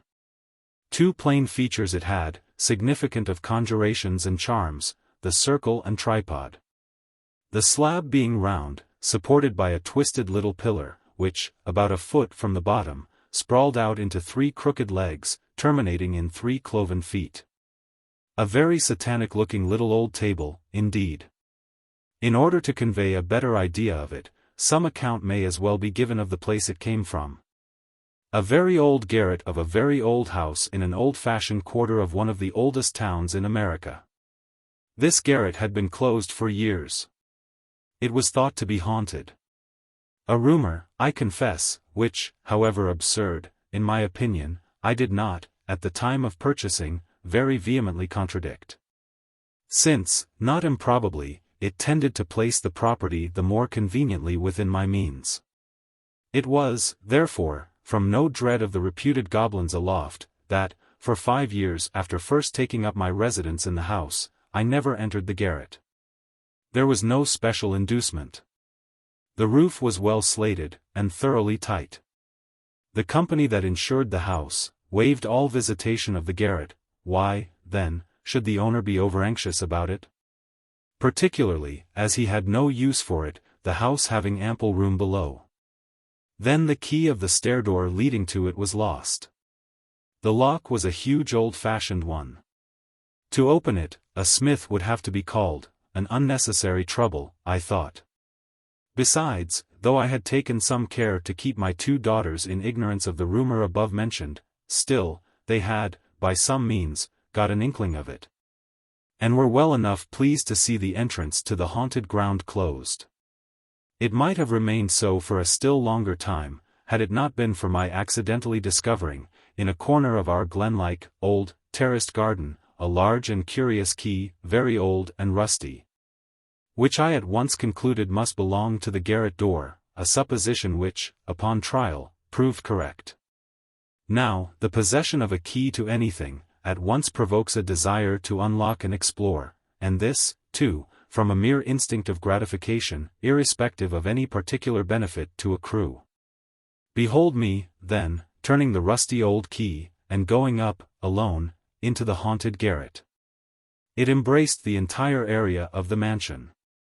Its ceiling was formed by the roof, showing the rafters and boards on which the slates were laid. The roof shedding the water 4 ways from a high point in the center, the space beneath was much like that of a general's marquee, only midway broken by a labyrinth of timbers, for braces, from which waved innumerable cobwebs, that, of a summer's noon, shone like Baghdad tissues and gauzes. On every hand, some strange insect was seen, flying, or running, or creeping, on rafter and floor.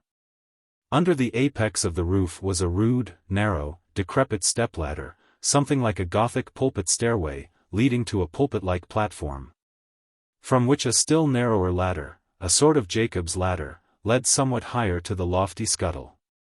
The slide of this scuttle was about 2 feet square, all in one piece, furnishing a massive frame for a single small pane of glass, inserted into it like a bull's-eye. The light of the garret came from this sole source, filtrated through a dense curtain of cobwebs. Indeed, the whole stairs, and platform, and ladder, were festooned, and carpeted, and canopied with cobwebs, which, in funereal accumulations, hung, too, from the groined, murky ceiling, like the Carolina moss in the cypress forest. In these cobwebs, swung, as in aerial catacombs, myriads of all tribes of mummied insects. Climbing the stairs to the platform, and pausing there, to recover my breath, a curious scene was presented. The sun was about halfway up. Piercing the little skylight, it slopingly bored a rainbowed tunnel clear across the darkness of the garret. Here, millions of butterfly moles were swarming. Against the skylight itself, with a cymbal-like buzzing, thousands of insects clustered in a golden mob. Wishing to shed a clearer light through the place, I sought to withdraw the scuttle slide. But no sign of latch or hasp was visible. Only after long peering, did I discover a little padlock, embedded, like an oyster at the bottom of the sea, amid matted masses of weedy webs, chrysalides, and insectivorous eggs. Brushing these away, I found it locked. With a crooked nail, I tried to pick the lock, when scores of small ants and flies, half torpid, crawled forth from the keyhole, and, feeling the warmth of the sun in the pane, began frisking around me. Others appeared. Presently, I was overrun by them. As if incensed at this invasion of their retreat, countless bands darted up from below, beating about my head, like hornets. At last, with a sudden jerk, I burst open the scuttle. And ah! What a change! As from the gloom of the grave and the companionship of worms, men shall at last rapturously rise into the living greenness and glory immortal, so, from my cobwebbed old garret, I thrust forth my head into the balmy air, and found myself hailed by the verdant tops of great trees, growing in the little garden below, trees, whose leaves soared high above my topmost slate. Refreshed by this outlook, I turned inward to behold the garret, now unwontedly lit up. Such humped masses of obsolete furniture. An old escritoire, from whose pigeonholes sprang mice, and from whose secret drawers came subterranean squeakings, as from chipmunks' holes in the woods. And broken-down old chairs, with strange carvings, which seemed fit to seat a conclave of conjurers. And a rusty, iron-bound chest, lidless, and packed full of mildewed old documents. One of which, with a faded red inkblot at the end, looked as if it might have been the original bond that Dr. Faust gave to Mephistopheles. And, finally, in the least lighted corner of all, where was a profuse litter of indescribable old rubbish, among which was a broken telescope and a celestial globe staved in, stood the little old table, one hoofed foot, like that of the evil one, dimly revealed through the cobwebs. What a thick dust, half paste, had settled upon the old vials and flasks! How their once liquid contents had caked, and how strangely looked the moldy old book in the middle, Cotton Mather's Magnalia. Table and book I removed below, and had the dislocations of the one and the tatters of the other repaired. I resolved to surround this sad little hermit of a table, so long banished from genial neighborhood, with all the kindly influences of warm urns, warm fires, and warm hearts. Little dreaming what all this warm nursing would hatch. I was pleased by the discovery that the table was not of the ordinary mahogany, but of apple tree wood, which age had darkened nearly to walnut. It struck me as being an appropriate piece of furniture for our cedar parlor, so called, from its being, after the old fashion, wainscoted with that wood. The table's round slab, or orb, was so contrived as to be readily changed from a horizontal to a perpendicular position, so that, when not in use, it could be snugly placed in a corner. For myself, wife, and 2 daughters, I thought it would make a nice little breakfast and tea table. It was just the thing for a whist table, too. And I also pleased myself with the idea that it would make a famous reading table. In these fancies, my wife, for one, took little interest. She disrelished the idea of so unfashionable and indigent-looking a stranger as the table intruding into the polished society of more prosperous furniture. But when, after seeking its fortune at the cabinet-maker's, the table came home, varnished over, bright as a guinea, no one exceeded my wife in a gracious reception of it. It was advanced to an honorable position in the cedar parlor. But, as for my daughter Julia, she never got over her strange emotions upon first accidentally encountering the table. Unfortunately, it was just as I was in the act of bringing it down from the garret. Holding it by the slab, I was carrying it before me, one cobwebbed hoof thrust out, which weird object at a turn of the stairs, suddenly touched my girl, as she was ascending. Whereupon, turning, and seeing no living creature, for I was quite hidden behind my shield, seeing nothing indeed, but the apparition of the evil one's foot, as it seemed, she cried out. And there is no knowing what might have followed, had I not immediately spoken. From the impression thus produced, my poor girl, of a very nervous temperament, was long recovering. Superstitiously grieved at my violating the forbidden solitude above, she associated in her mind the cloven-footed table with the reputed goblins there. She besought me to give up the idea of domesticating the table. Nor did her sister fail to add her entreaties. Between my girls there was a constitutional sympathy. But my matter-of-fact wife had now declared in the table's favor. She was not wanting in firmness and energy. To her, the prejudices of Julia and Anna were simply ridiculous. It was her maternal duty, she thought, to drive such weakness away. By degrees, the girls, at breakfast and tea, were induced to sit down with us at the table. Continual proximity was not without effect. By and by, they would sit pretty tranquilly, though Julia, as much as possible, avoided glancing at the hoofed feet, and, when at this I smiled, she would look at me seriously, as much as to say, "Ah, Papa, you, too, may yet do the same." She prophesied that, in connection with the table, something strange would yet happen. But I would only smile the more, while my wife indignantly chided. Meantime, I took particular satisfaction in my table, as a night reading table. At a ladies' fair, I bought me a beautifully worked reading cushion, and, with elbow leaning thereon, and hand shading my eyes from the light, spent many a long hour, nobody by. But the queer old book I had brought down from the garret. All went well, till the incident now about to be given, an incident, be it remembered, which, like every other in this narration, happened long before the time of the Fox girls. It was late on a Saturday night in December. In the little old cedar parlor, before the little old apple tree table, I was sitting up, as usual, alone. I had made more than one effort to get up and go to bed, but I could not. I was, in fact, under a sort of fascination. Somehow, too, certain reasonable opinions of mine seemed not so reasonable as before. I felt nervous. The truth was, that though, in my previous night readings, Cotton Mather had but amused me, upon this particular night he terrified me. 1,000 times I had laughed at such stories. Old wives' fables, I thought, however entertaining. But now, how different. They began to put on the aspect of reality. Now, for the first time it struck me that this was no romantic Mrs. Radcliffe, who had written the Magnalia, but a practical, hard-working, earnest, upright man, a learned doctor, too, as well as a good Christian and orthodox clergyman. What possible motive could such a man have to deceive? His style had all the plainness and unpoetic boldness of truth.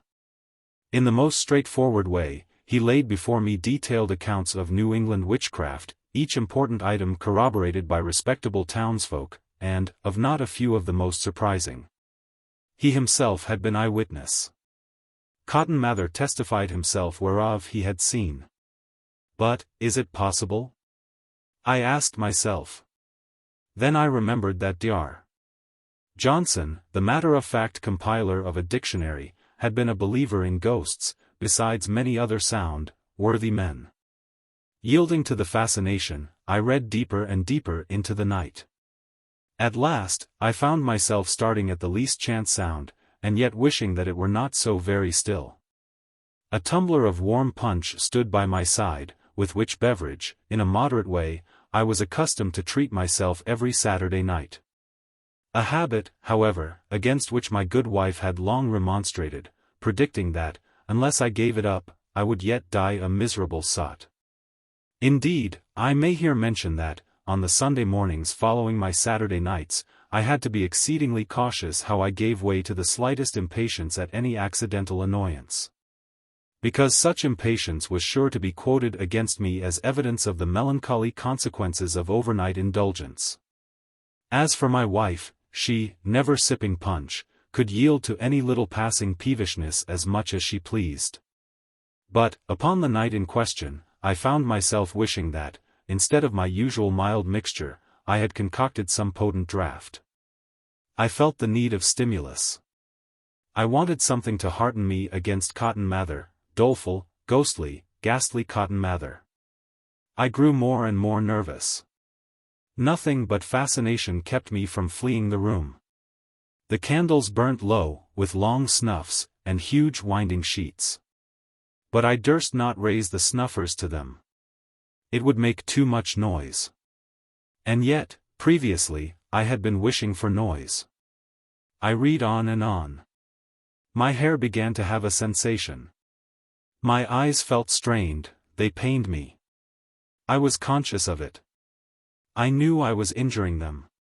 I knew I should rue this abuse of them next day. But I read on and on. I could not help it. The skinny hand was on me. All at once, hark! My hair felt like growing grass. A faint sort of inward rapping or rasping, a strange, inexplicable sound, mixed with a slight kind of woodpecking or ticking. Tick! Tick! Yes, it was a faint sort of ticking. I looked up at my great Strasbourg clock in one corner. It was not that. The clock had stopped. Tick! Tick! Was it my watch? According to her usual practice at night, my wife had, upon retiring, carried my watch off to our chamber to hang it up on its nail. I listened with all my ears. Tick! Tick! Was it a death tick in the wainscot? With a tremulous step I went all round the room, holding my ear to the wainscot. No, it came not from the wainscot. Tick! Tick! I shook myself. I was ashamed of my fright. Tick! Tick! It grew in precision and audibleness. I retreated from the wainscot. It seemed advancing to meet me. I looked round and round, but saw nothing, only one cloven foot of the little apple tree table. Bless me, said I to myself, with a sudden revulsion, it must be very late. Ain't that my wife calling me? Yes, yes, I must to bed. I suppose all is locked up. No need to go the rounds. The fascination had departed, though the fear had increased. With trembling hands, putting Cotton Mather out of sight, I soon found myself, candlestick in hand, in my chamber, with a peculiar rearward feeling, such as some truant dog may feel. In my eagerness to get well into the chamber, I stumbled against a chair. "Do try and make less noise, my dear," said my wife from the bed. "You have been taking too much of that punch, I fear. That sad habit grows on you. Ah, that I should ever see you thus staggering at night into your chamber." "Wife," hoarsely whispered I, there is something tick-ticking in the cedar parlor." Poor old man, quite out of his mind, I knew it would be so. "Come to bed, come and sleep it off. Wife, wife. Do come to bed. I forgive you. I won't remind you of it tomorrow. But you must give up the punch drinking, my dear. It quite gets the better of you." "Don't exasperate me," I cried now, truly beside myself. "I will quit the house." "No, no. Not in that state. Come to bed, my dear. I won't say another word." The next morning, upon waking, my wife said nothing about the past night's affair, and, feeling no little embarrassment myself, especially at having been thrown into such a panic, I also was silent. Consequently, my wife must still have ascribed my singular conduct to a mind disordered, not by ghosts, but by punch. For my own part, as I lay in bed watching the sun in the panes, I began to think that much midnight reading of Cotton Mather was not good for man. That it had a morbid influence upon the nerves, and gave rise to hallucinations. I resolved to put Cotton Mather permanently aside. That done, I had no fear of any return of the ticking. Indeed, I began to think that what seemed the ticking in the room was nothing but a sort of buzzing in my ear. As is her wont, my wife having preceded me in rising, I made a deliberate and agreeable toilet. Aware that most disorders of the mind have their origin in the state of the body, I made vigorous use of the flesh brush, and bathed my head with New England rum, a specific once recommended to me as good for buzzing in the ear. Wrapped in my dressing gown, with cravat nicely adjusted, and fingernails neatly trimmed, I complacently descended to the little cedar parlor to breakfast. What was my amazement to find my wife on her knees, rummaging about the carpet nigh the little apple tree table, on which the morning meal was laid, while my daughters, Julia and Anna, were running about the apartment distracted. "Oh, Papa, Papa," cried Julia, hurrying up to me, "I knew it would be so. The table, the table. Spirits." "Spirits," cried Anna, standing far away from it, with pointed finger. "Silence!" cried my wife. "How can I hear it, if you make such a noise? Be still. Come here, husband, was this the ticking you spoke of? Why don't you move? Was this it? Here, kneel down and listen to it. Tick, tick, tick, don't you hear it now?" I do," cried I, while my daughters besought us both to come away from the spot. Tick, tick, tick. Right from under the snowy cloth, and the cheerful urn, and the smoking milk toast, the unaccountable ticking was heard. "Ain't there a fire in the next room, Julia?" said I. "Let us breakfast there, my dear," turning to my wife. "Let us go, leave the table, tell Biddy to remove the things." And so saying I was moving towards the door in high self-possession, when my wife interrupted me. "Before I quit this room, I will see into this ticking," she said with energy. "It is something that can be found out, depend upon it. I don't believe in spirits, especially at breakfast time. Biddy. Biddy. Here, carry these things back to the kitchen," handing the urn. Then, sweeping off the cloth, the little table lay bare to the eye. "It's the table," cried Julia. "Nonsense," said my wife, "who ever heard of a ticking table? It's on the floor. Biddy. Julia. Anna. Move everything out of the room, table and all. Where are the tack hammers?" "Heavens, Mamma, you are not going to take up the carpet," screamed Julia. "Here's the hammers, Marm," said Biddy, advancing tremblingly. "Hand them to me, then," cried my wife, for poor Biddy was, at long gun distance, holding them out as if her mistress had the plague. "Now, husband, do you take up that side of the carpet, and I will this." Down on her knees she then dropped, while I followed suit.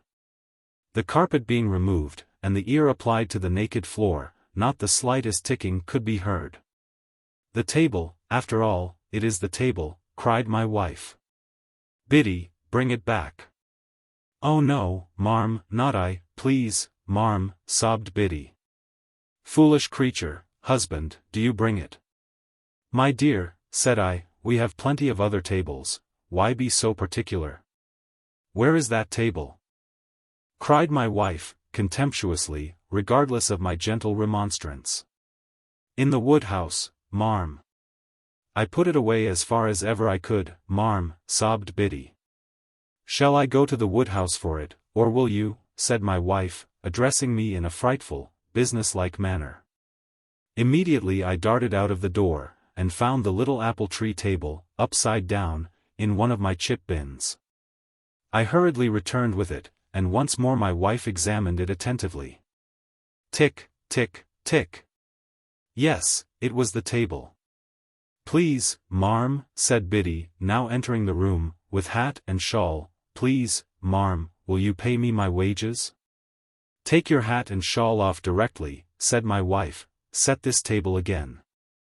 "Set it," roared I, in a passion, "set it, or I'll go for the police." "Heavens! Heavens!" cried my daughters, in one breath. "What will become of us, spirits? Spirits! Will you set the table?" cried I, advancing upon Biddy. I will, yes, marm, yes, master, I will. Spirits, Holy Virgin! "Now, husband," said my wife, "I am convinced that, whatever it is that causes this ticking, neither the ticking nor the table can hurt us. For we are all good Christians, I hope. I am determined to find out the cause of it, too, which time and patience will bring to light. I shall breakfast on no other table but this, so long as we live in this house. So, sit down, now that all things are ready again, and let us quietly breakfast. My dears," turning to Julia and Anna, "go to your room, and return composed. Let me have no more of this childishness." Upon occasion my wife was mistress in her house. During the meal, in vain was conversation started again and again, in vain my wife said something brisk to infuse into others an animation akin to her own. Julia and Anna, with heads bowed over their teacups, were still listening for the tick. I confess, too, that their example was catching. But, for the time, nothing was heard. Either the ticking had died quite away, or else, slight as it was, the increasing uproar of the street, with the general hum of day so contrasted with the repose of night and early morning, smothered the sound. At the lurking inquietude of her companions, my wife was indignant, the more so, as she seemed to glory in her own exemption from panic. When breakfast was cleared away she took my watch, and, placing it on the table, addressed the supposed spirits in it, with a jocosely defiant air. "There, tick away. Let us see who can tick loudest." All that day, while abroad, I thought of the mysterious table.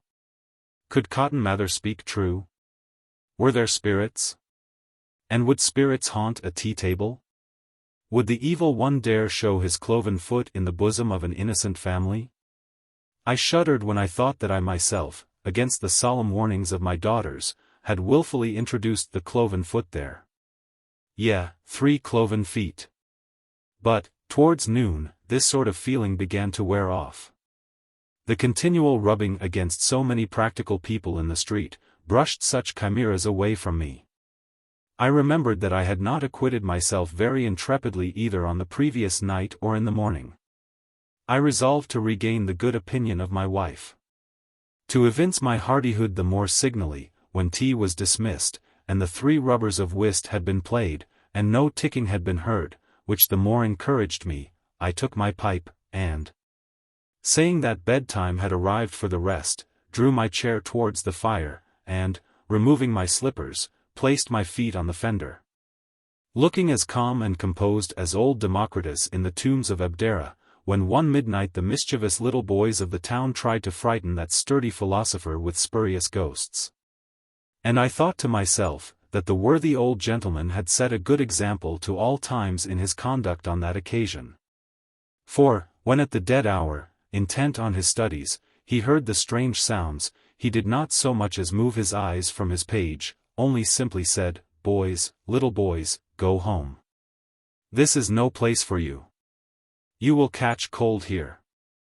The philosophy of which words lies here, that they imply the foregone conclusion, that any possible investigation of any possible spiritual phenomena was absurd. That upon the first face of such things, the mind of a sane man instinctively affirmed them a humbug, unworthy the least attention. More especially if such phenomena appear in tombs, since tombs are peculiarly the place of silence, lifelessness, and solitude. For which cause, by the way, the old man, as upon the occasion in question, made the tombs of Abdera his place of study. Presently I was alone, and all was hushed. I laid down my pipe, not feeling exactly tranquil enough now thoroughly to enjoy it. Taking up one of the newspapers, I began, in a nervous, hurried sort of way, to read by the light of a candle placed on a small stand drawn close to the fire. As for the apple tree table, having lately concluded that it was rather too low for a reading table, I thought best not to use it as such that night. But it stood not very distant in the middle of the room. Try as I would, I could not succeed much at reading. Somehow I seemed all ear and no eye, a condition of intense auricular suspense. But ere long it was broken. Tick! Tick! Tick! Though it was not the first time I had heard that sound. Nay, though I had made it my particular business on this occasion to wait for that sound, nevertheless, when it came, it seemed unexpected, as if a cannon had boomed through the window. Tick! Tick! Tick! I sat stock still for a time, thoroughly to master, if possible, my first discomposure. Then rising, I looked pretty steadily at the table, went up to it pretty steadily, took hold of it pretty steadily, but let it go pretty quickly, then paced up and down, stopping every moment or two, with ear pricked to listen. Meantime, within me, the contest between panic and philosophy remained not wholly decided. Tick! Tick! Tick! With appalling distinctness the ticking now rose on the night. My pulse fluttered, my heart beat. I hardly know what might not have followed, had not Democritus just then come to the rescue. For shame, said I to myself, what is the use of so fine an example of philosophy, if it cannot be followed? Straightway I resolved to imitate it, even to the old sage's occupation and attitude. Resuming my chair and paper, with back presented to the table, I remained thus for a time, as if buried in study, when, the ticking still continuing, I drawled out, in as indifferent and dryly jocose a way as I could. Come, come, tick, my boy, fun enough for tonight. Tick! Tick! Tick! There seemed a sort of jeering defiance in the ticking now. It seemed to exult over the poor affected part one was playing. But much as the taunt stung me, it only stung me into persistence. I resolved not to abate one whit in my mode of address. Come, come, you make more and more noise, tick, my boy. Too much of a joke, time to have done. No sooner said than the ticking ceased. Never was responsive obedience more exact. For the life of me, I could not help turning round upon the table, as one would upon some reasonable being, when, could I believe my senses? I saw something moving, or wriggling, or squirming upon the slab of the table. It shone like a glowworm. Unconsciously, I grasped the poker that stood at hand. But bethinking me how absurd to attack a glowworm with a poker, I put it down. How long I sat spellbound and staring there, with my body presented one way and my face another, I cannot say. But at length I rose, and, buttoning my coat up and down, made a sudden intrepid forced march full upon the table. And there, near the center of the slab, as I live, I saw an irregular little hole, or, rather, short-nibbled sort of crack, from which, like a butterfly escaping its chrysalis, the sparkling object, whatever it might be, was struggling. Its motion was the motion of life. I stood becalmed. Are there, indeed, spirits, thought I, and is this one? No, I must be dreaming. I turned my glance off to the red fire on the hearth, then back to the pale luster on the table. What I saw was no optical illusion, but a real marvel. The tremor was increasing, when, once again, Democritus befriended me. Supernatural coruscation as it appeared, I strove to look at the strange object in a purely scientific way. Thus viewed, it appeared some new sort of small shining beetle or bug, and, I thought, not without something of a hum to it, too. I still watched it, and with still increasing self-possession. Sparkling and wriggling, it still continued its throes. In another moment it was just on the point of escaping its prison. A thought struck me. Running for a tumbler, I clapped it over the insect just in time to secure it. After watching it a while longer under the tumbler, I left all as it was, and, tolerably composed, retired. Now, for the soul of me, I could not, at that time, comprehend the phenomenon. A live bug come out of a dead table? A firefly bug come out of a piece of ancient lumber, for one knows not how many years stored away in an old garret?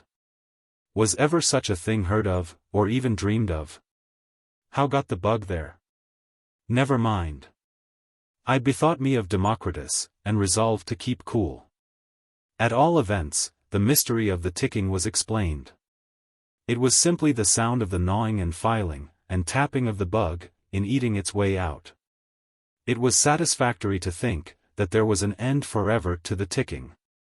I resolved not to let the occasion pass without reaping some credit from it. "Wife," said I, next morning, "you will not be troubled with any more ticking in our table. I have put a stop to all that." "Indeed, husband," said she, with some incredulity. "Yes, wife," returned I, perhaps a little vaingloriously, "I have put a quietus upon that ticking. Depend upon it, the ticking will trouble you no more." In vain she besought me to explain myself. I would not gratify her. Being willing to balance any previous trepidation I might have betrayed, by leaving room now for the imputation of some heroic feat whereby I had silenced the ticking. It was a sort of innocent deceit by implication, quite harmless, and, I thought, of utility. But when I went to breakfast, I saw my wife kneeling at the table again, and my girls looking 10 times more frightened than ever. "Why did you tell me that boastful tale?" said my wife, indignantly. "You might have known how easily it would be found out. See this crack, too, and here is the ticking again, plainer than ever." "Impossible," I explained, but upon applying my ear, sure enough, tick, tick, tick. The ticking was there. Recovering myself the best way I might, I demanded the bug. "Bug?" screamed Julia, "Good heavens, Papa." "I hope, sir, you have been bringing no bugs into this house," said my wife, severely. "The bug, the bug!" I cried, "the bug under the tumbler." "Bugs and tumblers," cried the girls, "not our tumblers, Papa. You have not been putting bugs into our tumblers?" "Oh, what does it all mean? Do you see this hole, this crack here?" said I, putting my finger on the spot. "That I do," said my wife, with high displeasure. "And how did it come there? What have you been doing to the table? Do you see this crack?"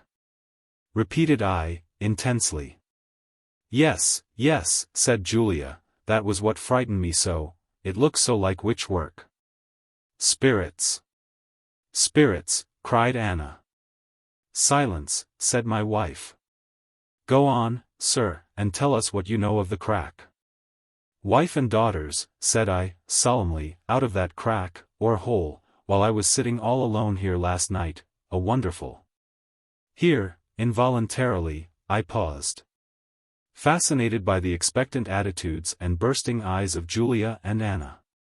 What, cried Julia. A bug, Julia. Bug, cried my wife. A bug come out of this table? And what did you do with it? Clapped it under a tumbler. Biddy. Biddy. Cried my wife, going to the door. Did you see a tumbler here on this table when you swept the room? Sure I did, marm, and abominable bug under it. And what did you do with it? Demanded I. Put the bug in the fire, sir, and rinsed out the tumbler ever so many times, marm. Where is that tumbler? Cried Anna. I hope you scratched it, marked it some way. I'll never drink out of that tumbler, never put it before me, Biddy. A bug, a bug. Oh, Julia. Oh, Mama. I feel it crawling all over me, even now. Haunted table. Spirits. Spirits, cried Julia. My daughters, said their mother, with authority in her eyes, go to your chamber till you can behave more like reasonable creatures. Is it a bug that can frighten you out of what little wits you ever had? Leave the room. I am astonished, I am pained by such childish conduct. Now tell me, said she, addressing me, as soon as they had withdrawn, now tell me truly, did a bug really come out of this crack in the table? Wife, it is even so. Did you see it come out? I did. She looked earnestly at the crack, leaning over it. Are you sure? Said she, looking up, but still bent over. Sure, sure. She was silent. I began to think that the mystery of the thing began to tell even upon her. Yes, thought I shall presently see my wife shaking and shuddering, and, who knows, calling in some old dominie to exorcise the table, and drive out the spirits. I'll tell you what we'll do, said she suddenly, and not without excitement. What, wife? Said I, all eagerness, expecting some mystical proposition. What, wife? We will rub this table all over with that celebrated roach powder I've heard of. Good gracious! Then you don't think it's spirits? Spirits? The emphasis of scornful incredulity was worthy of Democritus himself. But this ticking, said I. I'll whip that out of it. Come, wife, said I, you are going too far the other way, now. Neither roach powder nor whipping will cure this table. It's a queer table, wife, there's no blinking it. I'll have it rubbed, though, she replied, well rubbed, and calling Biddy, she bade her get wax and brush, and give the table a vigorous manipulation. That done, the cloth was again laid, and we sat down to our morning meal, but my daughters did not make their appearance. Julia and Anna took no breakfast that day. When the cloth was removed, in a businesslike way, my wife went to work with a dark-colored cement, and hermetically closed the little hole in the table. My daughters looking pale, I insisted upon taking them out for a walk that morning, when the following conversation ensued. My worst presentiments about that table are being verified, Papa, said Julia. Not for nothing was that intimation of the cloven foot on my shoulder. Nonsense, said I, let us go into Mrs. Brown's, and have an ice cream. The spirit of Democritus was stronger on me now. By a curious coincidence, it strengthened with the strength of the sunlight. But is it not miraculous, said Anna, how a bug should come out of a table? Not at all, my daughter. It is a very common thing for bugs to come out of wood. You yourself must have seen them coming out of the ends of the billets on the hearth. Ah, but that wood is almost fresh from the woodland. But the table is at least 100 years old. What of that? Said I, gaily. Have not live toads been found in the hearts of dead rocks, as old as creation? Say what you will, Papa, I feel it is spirits, said Julia. Do now, my dear Papa, have that haunted table removed from the house. Nonsense, said I. By another curious coincidence, the more they felt frightened, the more I felt brave. Evening came. This ticking, said my wife. Do you think that another bug will come of this continued ticking? Curiously enough, that had not occurred to me before. I had not thought of there being twins of bugs. But now, who knew? There might be even triplets. I resolved to take precautions, and, if there was to be a second bug, infallibly secure it. During the evening, the ticking was again heard. About 10 o'clock I clapped a tumbler over the spot, as near as I could judge of it by my ear. Then we all retired, and locking the door of the cedar parlor, I put the key in my pocket. In the morning, nothing was to be seen, but the ticking was heard. The trepidation of my daughters returned. They wanted to call in the neighbors. But to this my wife was vigorously opposed. We should be the laughingstock of the whole town. So it was agreed that nothing should be disclosed. Biddy received strict charges. And, to make sure, was not allowed that week to go to confession, lest she should tell the priest. I stayed home all that day, every hour or two bending over the table, both eye and ear. Towards night, I thought the ticking grew more distinct, and seemed divided from my ear by a thinner and thinner partition of the wood. I thought, too, that I perceived a faint heaving up, or bulging of the wood, in the place where I had placed the tumbler. To put an end to the suspense, my wife proposed taking a knife and cutting into the wood there, but I had a less impatient plan. Namely, that she and I should sit up with the table that night, as, from present symptoms, the bug would probably make its appearance before morning. For myself, I was curious to see the first advent of the thing, the first dazzle of the chick as it chipped the shell. The idea struck my wife not unfavorably. She insisted that both Julia and Anna should be of the party, in order that the evidence of their senses should disabuse their minds of all nursery nonsense. For that spirits should tick, and that spirits should take unto themselves the form of bugs, was, to my wife, the most foolish of all foolish imaginations. True, she could not account for the thing. But she had all confidence that it could be, and would yet be, somehow explained, and that to her entire satisfaction. Without knowing it herself, my wife was a female Democritus. For my part, my present feelings were of a mixed sort. In a strange and not unpleasing way, I gently oscillated between Democritus and Cotton Mather. But to my wife and daughters I assumed to be pure Democritus, a jeerer at all tea-table spirits whatever. So, laying in a good supply of candles and crackers, all four of us sat up with the table, and at the same time sat round it. For a while my wife and I carried on an animated conversation. But my daughters were silent. Then my wife and I would have had a rubber of whist, but my daughters could not be prevailed upon to join. So we played whist with two dummies literally. My wife won the rubber and, fatigued with victory, put away the cards. 11:30 o'clock. No sign of the bug. The candles began to burn dim.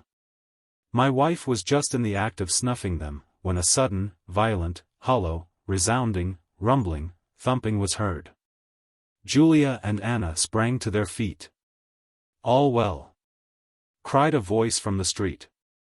It was the watchman, first ringing down his club on the pavement, and then following it up with this highly satisfactory verbal announcement. "All well." "Do you hear that, my girls?" said I, gaily. Indeed it was astonishing how brave as Bruce I felt in company with three women, and two of them half frightened out of their wits. I rose from my pipe, and took a philosophic smoke. Democritus forever, thought I. In profound silence, I sat smoking, when lo, pop. Pop. Pop, right under the table, a terrible popping. This time we all four sprang up, and my pipe was broken. Good heavens!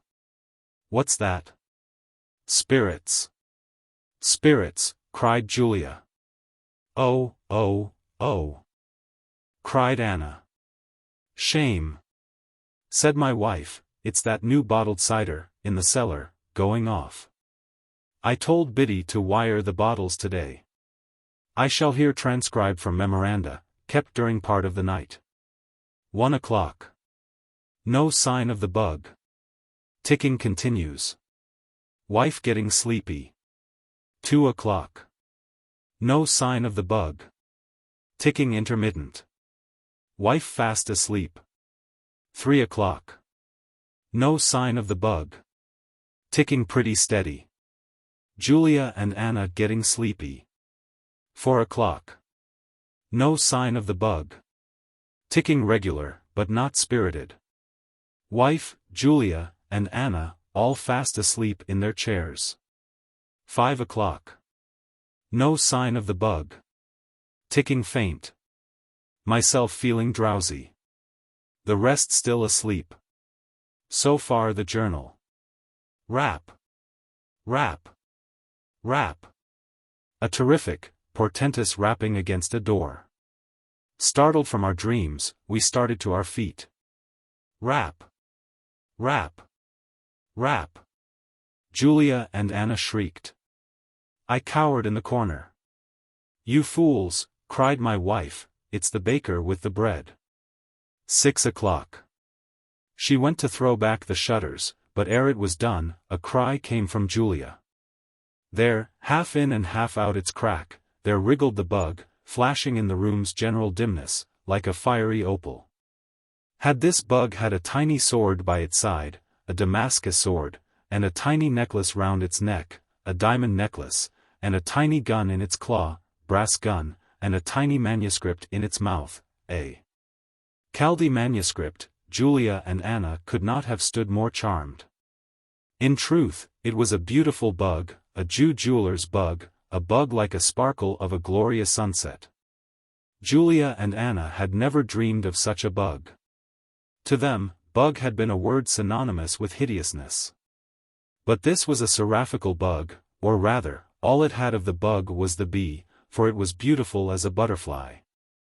Julia and Anna gazed and gazed. They were no more alarmed. They were delighted.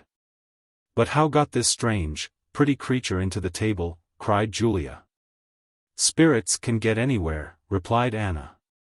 Pshaw, said my wife. Do you hear any more ticking? Said I.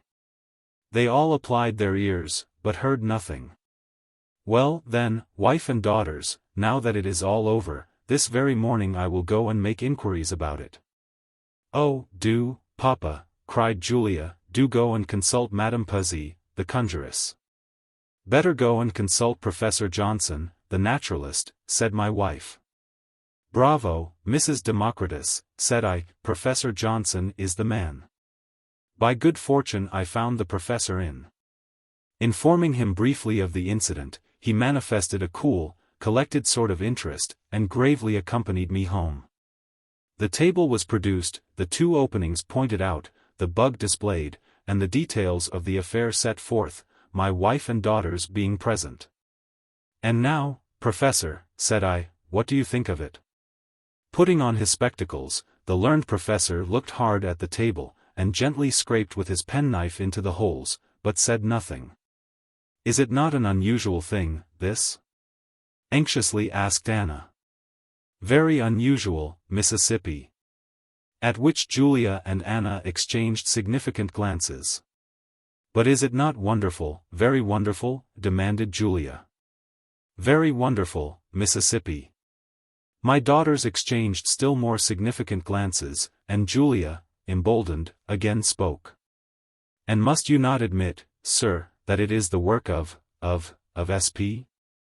Spirits? No, was the crusty rejoinder. My daughters, said I, mildly, you should remember that this is not Madame Piazza, the conjuress, you put your questions to, but the eminent naturalist, Professor Johnson. And now, Professor, I added, be pleased to explain. Enlighten our ignorance. Without repeating all the learned gentleman said, for, indeed, though lucid, he was a little prosy, let the following summary of his explication suffice. The incident was not wholly without example. The wood of the table was apple tree, a sort of tree much fancied by various insects. The bugs had come from eggs laid inside the bark of the living tree in the orchard. By careful examination of the position of the hole from which the last bug had emerged, in relation to the cortical layers of the slab, and then allowing for the 1.5 inches along the grain. Ere the bug had eaten its way entirely out, and then computing the whole number of cortical layers in the slab, with a reasonable conjecture for the number cut off from the outside. It appeared that the egg must have been laid in the tree some 90 years, more or less, before the tree could have been felled. But between the felling of the tree and the present time, how long might that be? It was a very old-fashioned table. Allow 80 years for the age of the table, which would make 150 years that the bug had laid in the egg. Such, at least, was Professor Johnson's computation. "Now, Julia," said I, after that scientific statement of the case, "though, I confess, I don't exactly understand it, where are your spirits? It is very wonderful as it is, but where are your spirits?" "Where, indeed?" said my wife. Why, now, she did not really associate this purely natural phenomenon with any crude, spiritual hypothesis, did she? Observed the learned professor, with a slight sneer. "Say what you will," said Julia, holding up, in the covered tumbler, the glorious, lustrous, flashing, live opal, "say what you will, if this beauteous creature be not a spirit. It yet teaches a spiritual lesson. For if, after 150 years' entombment, a mere insect comes forth at last into light, itself an effulgence, shall there be no glorified resurrection for the spirit of man? Spirits! Spirits!" she exclaimed, with rapture. "I still believe in them with delight, when before I but thought of them with terror." The mysterious insect did not long enjoy its radiant life. It expired the next day. But my girls have preserved it. Embalmed in a silver vinaigrette, it lies on the little apple tree table in the pier of the cedar parlor. And whatever lady doubts this story, my daughters will be happy to show her both the bug and the table, and point out to her, in the repaired slab of the latter, the 2 sealing wax drops designating the exact place of the 2 holes made by the 2 bugs. Something in the same way in which are marked the spots where the cannon balls struck Brattle Street Church. The Piazza. With fairest flowers. Whilst summer lasts, and I live here, fiddly. When I removed into the country, it was to occupy an old-fashioned farmhouse, which had no piazza, a deficiency the more regretted, because not only did I like piazzas, as somehow combining the coziness of indoors with the freedom of outdoors.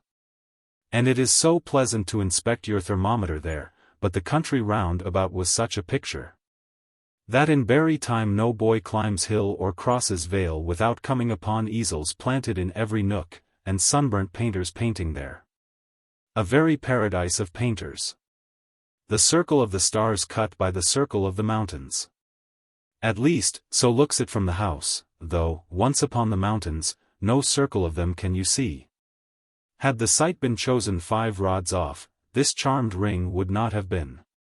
The house is old. 70 years since, from the heart of the Hearthstone Hills, they quarried the Kaaba, or holy stone, to which, each Thanksgiving, the social pilgrims used to come. So long ago, that, in digging for the foundation, the workmen used both spade and axe, fighting the troglodytes of those subterranean parts, sturdy roots of a sturdy wood. Encamped upon what is now a long landslide of sleeping meadow, sloping away off from my poppy bed. Of that knit wood, but one survivor stands, an elm, lonely through steadfastness. Whoever built the house, he builded better than he knew. Or else Orion in the zenith flashed down his Damocles sword to him some starry night, and said, "Build there." For how, otherwise, could it have entered the builder's mind, that, upon the clearing being made, such a purple prospect would be his? Nothing less than Greylock, with all his hills about him, like Charlemagne among his peers. Now, for a house, so situated in such a country, to have no piazza for the convenience of those who might desire to feast upon the view, and take their time and ease about it, seemed as much of an omission as if a picture gallery should have no bench. For what but picture galleries are the marble halls of these same limestone hills, galleries hung, month after month anew, with pictures ever fading into pictures ever fresh. And beauty is like piety, you cannot run and read it, tranquility and constancy, with, nowadays, an easy chair, are needed. For though, of old, when reverence was in vogue, and indolence was not, the devotees of nature, doubtless, used to stand and adore, just as, in the cathedrals of those ages, the worshippers of a higher power did, yet, in these times of failing faith and feeble knees, we have the piazza and the pew. During the first year of my residence, the more leisurely to witness the coronation of Charlemagne, weather permitting, they crown him every sunrise and sunset, I chose me. On the hillside bank nearby, a royal lounge of turf, a green velvet lounge, with long, moss-padded back. While at the head, strangely enough, there grew, but, I suppose, for heraldry, 3 tufts of blue violets in a field argent of wild strawberries, and a trellis, with honeysuckle, I set for canopy. Very majestical lounge, indeed. So much so, that here, as with the reclining majesty of Denmark in his orchard, a sly earache invaded me. But, if damps abound at times in Westminster Abbey, because it is so old, why not within this monastery of mountains, which is older? A piazza must be had. The house was wide, my fortune narrow. So that, to build a panoramic piazza, one round and round, it could not be, although, indeed, considering the matter by rule and square, the carpenters, in the kindest way, were anxious to gratify my furthest wishes, had I forgotten how much a foot. Upon but one of the 4 sides would prudence grant me what I wanted. Now, which side? To the east, that long camp of the Hearthstone Hills, fading far away towards Quito. And every fall, a small white flake of something peering suddenly, of a coolish morning, from the topmost cliff, the season's new-dropped lamb, its earliest fleece. And then the Christmas dawn, draping those dim highlands with red-barred plaids and tartans, goodly sight from your piazza, that goodly sight. But, to the north is Charlemagne, can't have the Hearthstone Hills with Charlemagne. Well, the south side. Apple trees are there. Pleasant, of a balmy morning, in the month of May, to sit and see that orchard, white-budded, as for a bridal, and, in October, one green arsenal yard, such piles of ruddy shot. Very fine, I grant. But, to the north is Charlemagne. The west side, look. An upland pasture, alleying away into a maple wood at top. Sweet, in opening spring, to trace upon the hillside, otherwise grey and bare, to trace, I say, the oldest paths by their streaks of earliest green. Sweet, indeed, I can't deny. But, to the north is Charlemagne. So Charlemagne, he carried it. It was not long after 1848. And, somehow, about that time, all round the world, these kings, they had the casting vote, and voted for themselves. No sooner was ground broken, than all the neighbor dives, in particular, broke, too, into a laugh. Piazza to the north. Winter piazza. Wants, of winter midnights, to watch the aurora borealis, I suppose, hope he's laid in good store of polar muffs and mittens. That was in the lion month of March. Not forgotten are the blue noses of the carpenters, and how they scouted at the greenness of the cit, who would build his sole piazza to the north. But March don't last forever. Patience, and August comes. And then, in the cool Elysium of my northern bower, Lazarus in Abraham's bosom, cast down the hill a pitying glance on poor old Dives, tormented in the purgatory of his piazza to the south. But, even in December, this northern piazza does not repel, nipping cold and gusty though it be, and the north wind, like any miller, bolting by the snow, in finest flower, for then, once more.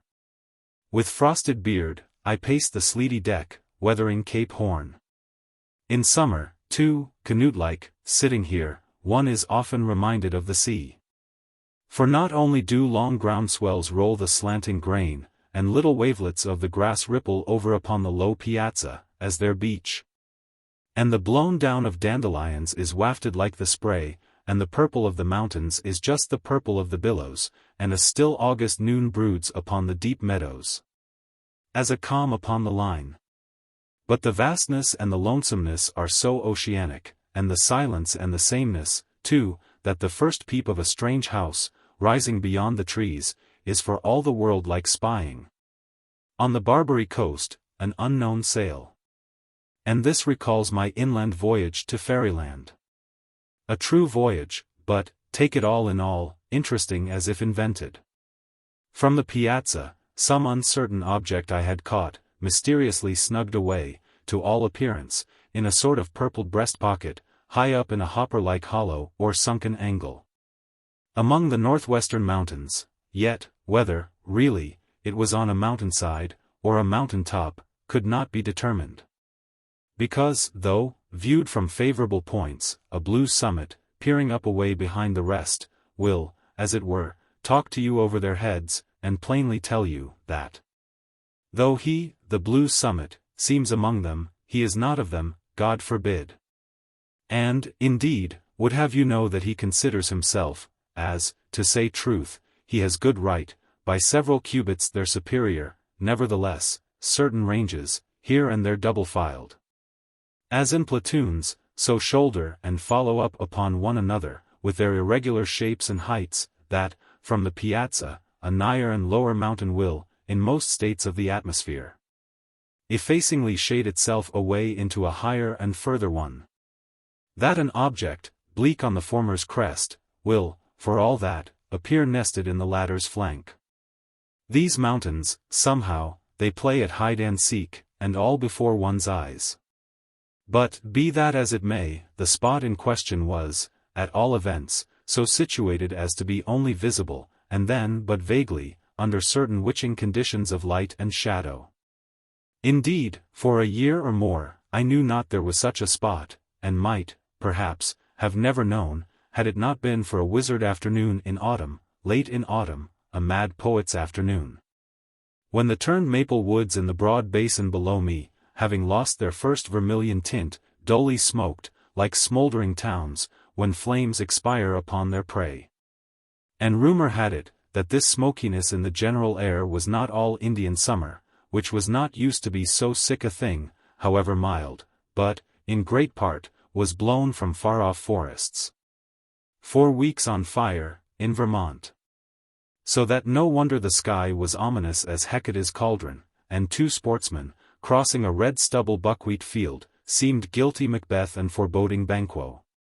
And the hermit sun, hut in an Adullam cave, well towards the south, according to his season, did little else but, by indirect reflection of narrow rays shot down a Simplon pass among the clouds, just steadily paint one small, round, strawberry mole upon the wan cheek of northwestern hills. Signal as a candle. One spot of radiance, where all else was shade. Fairies there, thought I, some haunted ring where fairies dance. Time passed. And the following May, after a gentle shower upon the mountains, a little shower island in misty seas of sunshine. Such a distant shower, and sometimes 2, and 3, and 4 of them, all visible together in different parts, as I love to watch from the Piazza, instead of thunderstorms, as I used to. Which wrap old Greylock, like a Sinai, till one thinks swart Moses must be climbing among scathed hemlocks there. After, I say, that gentle shower, I saw a rainbow, resting its further end just where, in autumn, I had marked the mole. Fairies there, thought I. Remembering that rainbows bring out the blooms, and that, if one can but get to the rainbow's end, his fortune is made in a bag of gold. Yon rainbow's end, would I were there, thought I. And none the less I wished it, for now first noticing what seemed some sort of glen, or grotto, in the mountainside. At least, whatever it was, viewed through the rainbow's medium, it glowed like the Potosi mine. But a workaday neighbor said, no doubt it was but some old barn, an abandoned one, its broadside beaten in, the acclivity its background. But I, though I had never been there, I knew better. A few days after, a cheery sunrise kindled a golden sparkle in the same spot as before. The sparkle was of that vividness, it seemed as if it could only come from glass. The building, then, if building, after all, it was, could, at least, not be a barn, much less an abandoned one, stale hay 10 years musting in it. No, if aught built by mortal, it must be a cottage. Perhaps long vacant and dismantled, but this very spring magically fitted up and glazed. Again, one noon, in the same direction, I marked, over dimmed tops of terraced foliage, a broader gleam, as of a silver buckler, held sunwards over some croucher's head. Which gleam, experience in like cases taught, must come from a roof newly shingled. This, to me, made pretty sure the recent occupancy of that far cot in fairyland. Day after day, now, full of interest in my discovery, what time I could spare from reading the Midsummer's Night Dream, and all about Titania, wishfully I gazed off towards the hills, but in vain. Either troops of shadows, an imperial guard, with slow pace and solemn, defiled along the steeps, or, routed by pursuing light, fled broadcast from east to west, old wars of Lucifer and Michael. Or the mountains, though unvexed by these mirrored sham fights in the sky, had an atmosphere otherwise unfavorable for fairy views. I was sorry.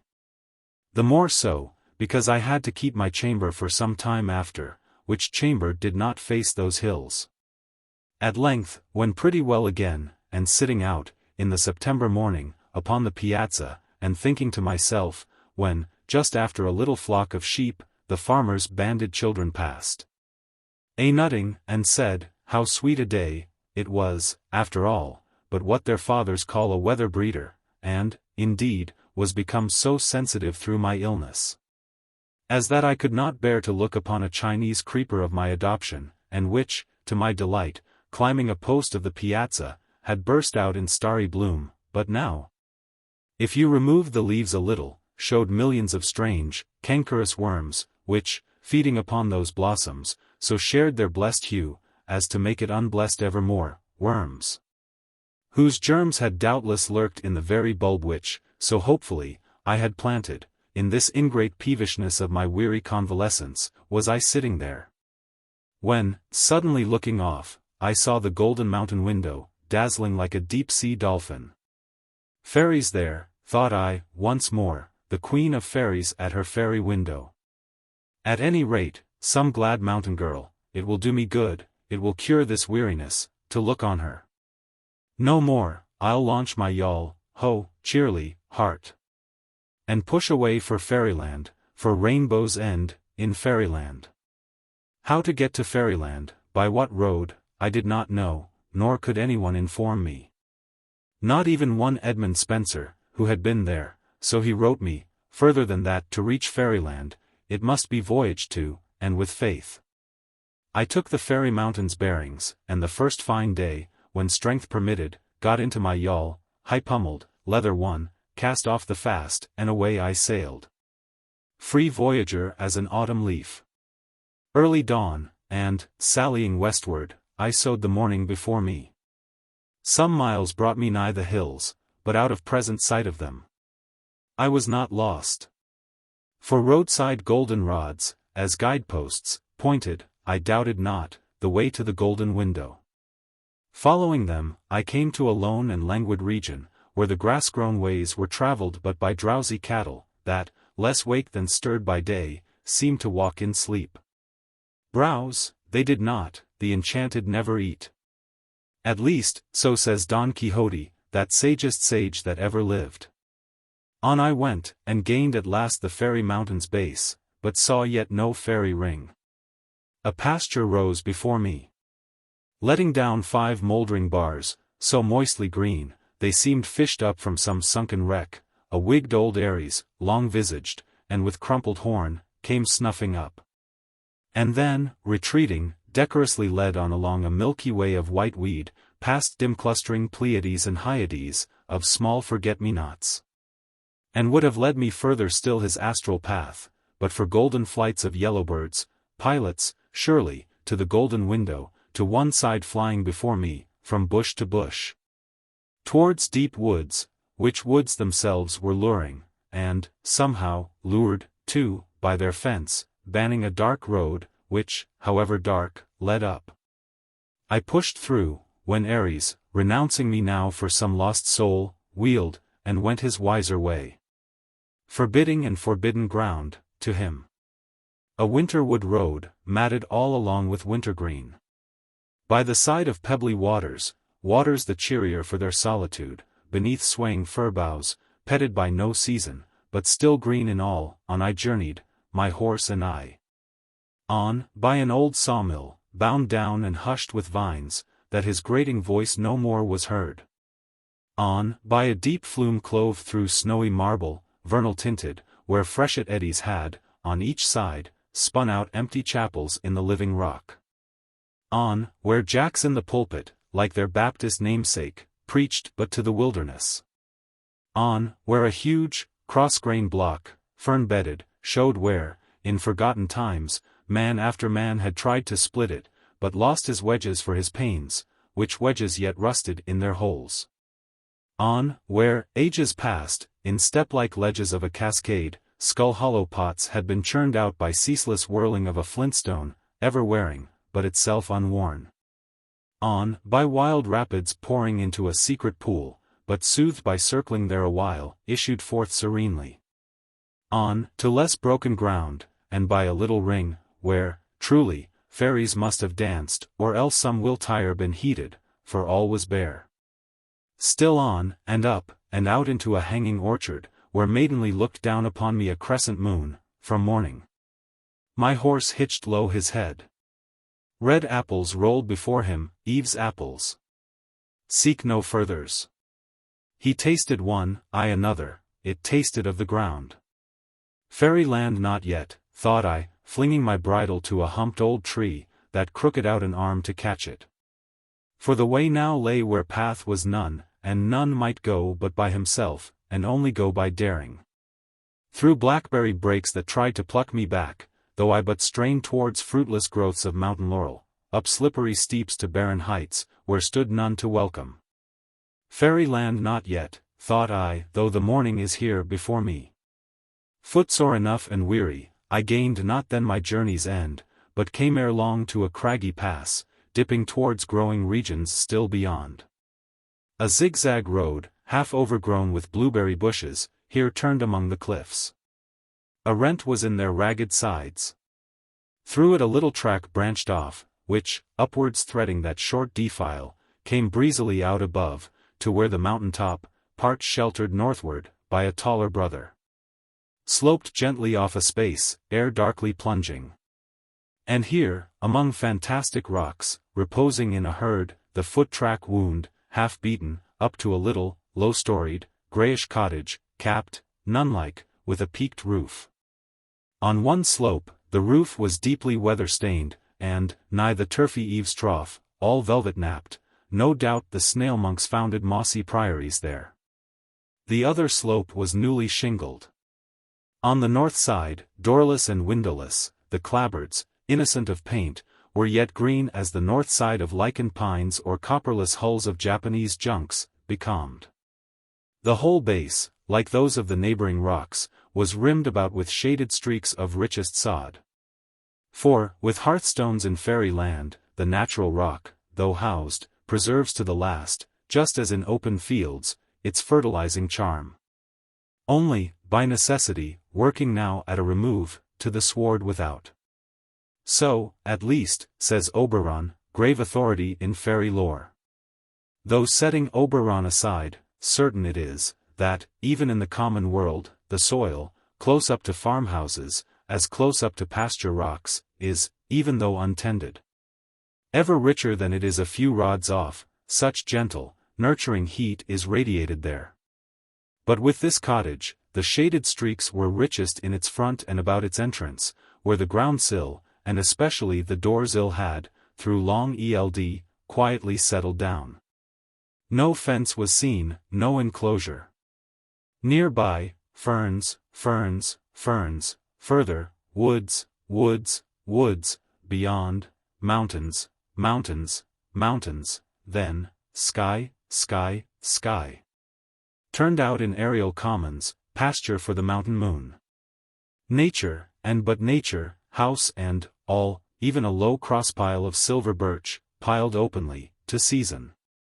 Up among whose silvery sticks, as through the fencing of some sequestered grave, sprang vagrant raspberry bushes, wilful assertors of their right-of-way. The foot-track, so dainty narrow, just like a sheep-track, led through long ferns that lodged Fairyland at last, thought I, Una and her lamb dwell here. Truly, a small abode, mere palanquin, set down on the summit, in a pass between two worlds, participant of neither. A sultry hour, and I wore a light hat, of yellow sinnet, with white duck trousers, both relics of my tropic seagoing. Clogged in the muffling ferns, I softly stumbled, staining the knees a sea green.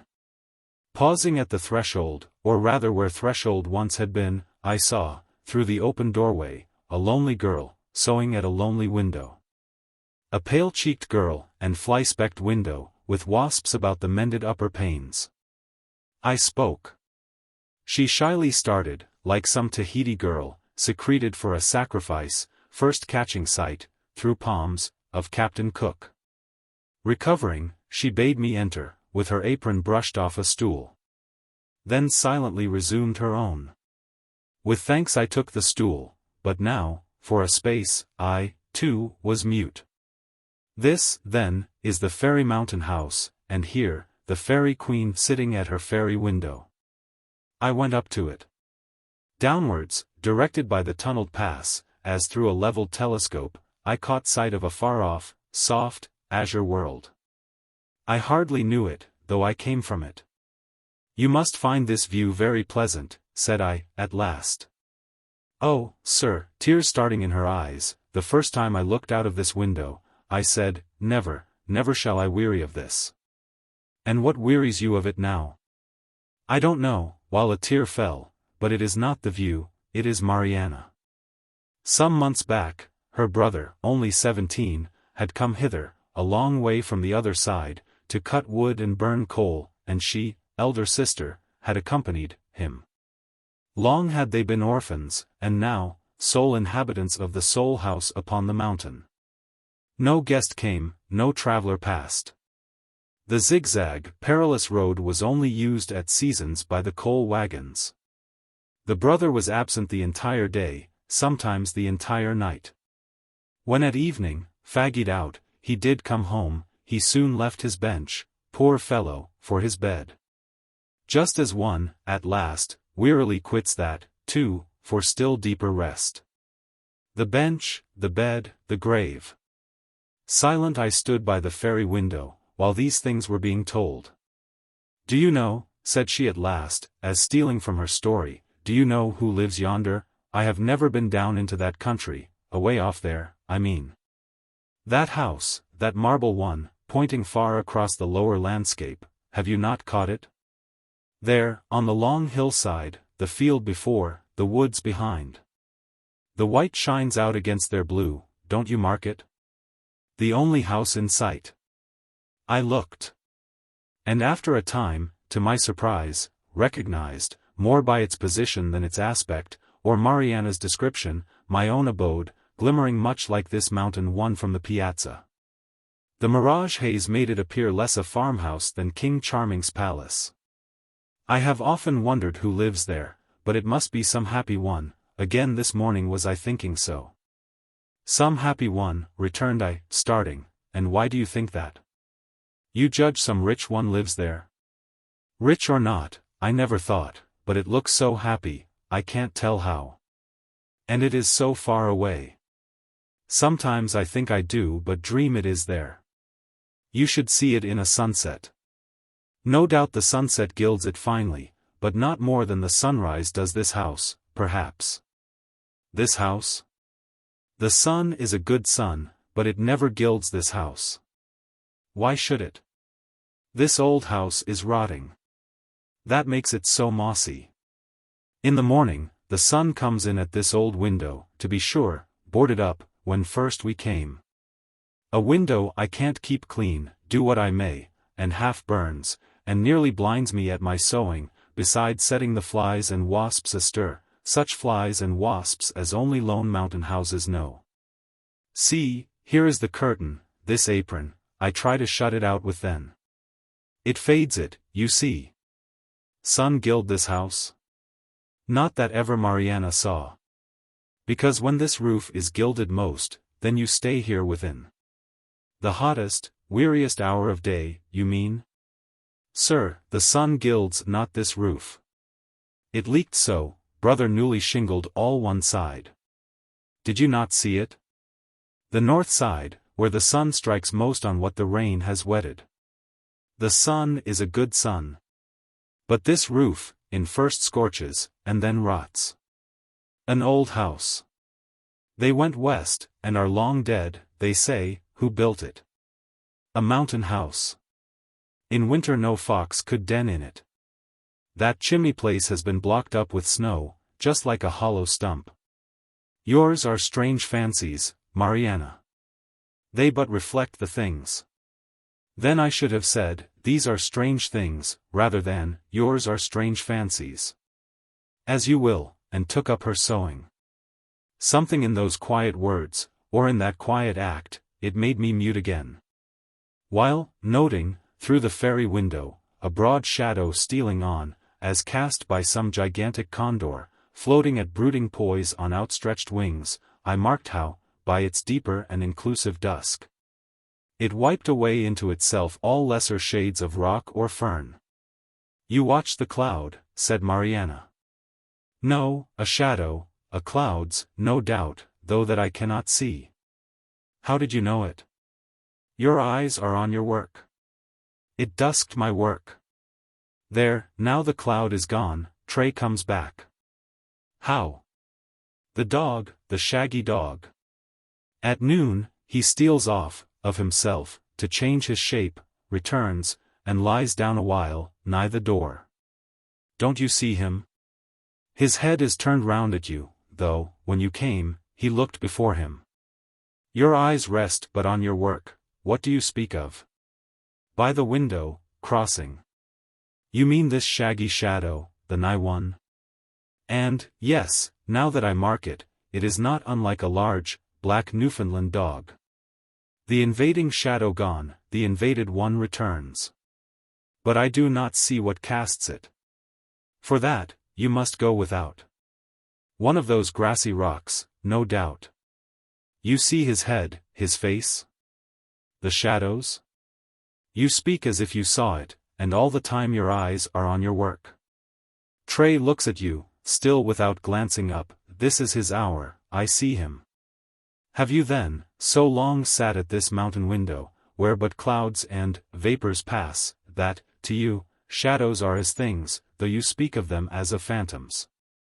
That, by familiar knowledge, working like a second sight, you can, without looking for them, tell just where they are, though, as having mice-like feet, they creep about, and come and go. That, to you, these lifeless shadows are as living friends, who, though out of sight, are not out of mind, even in their faces, is it so? That way I never thought of it. But the friendliest one, that used to soothe my weariness so much, coolly quivering on the ferns, it was taken from me, never to return, as Trey did just now. The shadow of a birch. The tree was struck by lightning, and brother cut it up. You saw the cross pile outdoors, the buried root lies under it, but not the shadow.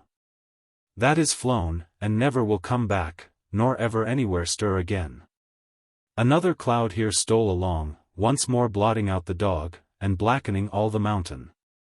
While the stillness was so still, deafness might have forgot itself, or else believed that noiseless shadow spoke. Birds, Mariana, singing birds, I hear none, I hear nothing. Boys and bobolinks, do they never come a-berrying up here? Birds, I seldom hear, boys, never. The berries mostly ripe and fall, few, but me, the wiser. But yellow birds showed me the way, part way, at least. And then flew back. I guess they play about the mountainside, but don't make the top their home. And no doubt you think that, living so lonesome here, knowing nothing, hearing nothing, little, at least, but sound of thunder and the fall of trees, never reading, seldom speaking, yet ever wakeful. This is what gives me my strange thoughts, for so you call them, this weariness and wakefulness together, brother, who stands and works in open air, would I could rest like him. But mine is mostly but dull woman's work, sitting, restless sitting. But, do you not go walk at times? These woods are wide. And lonesome, because so wide. Sometimes, 'tis true, of afternoons, I go a little way, but soon come back again. Better feel lone by hearth, than rock. The shadows hereabouts I know, those in the woods are strangers. But the night? Just like the day. Thinking, a will I cannot stop, pure want of sleep it is that turns it. I have heard that, for this wakeful weariness, to say one's prayers, and then lay one's head upon a fresh hot pillow. Look! Through the fairy window, she pointed down the steep to a small garden patch nearby, mere pot of rifled loam, half rounded in by sheltering rocks, where, side by side, some feet apart, nipped and puny, two hop-vines climbed two poles, and, gaining their tip ends, would have then joined over in an upward clasp, but the baffled shoots, groping a while in empty air, trailed back whence they sprung.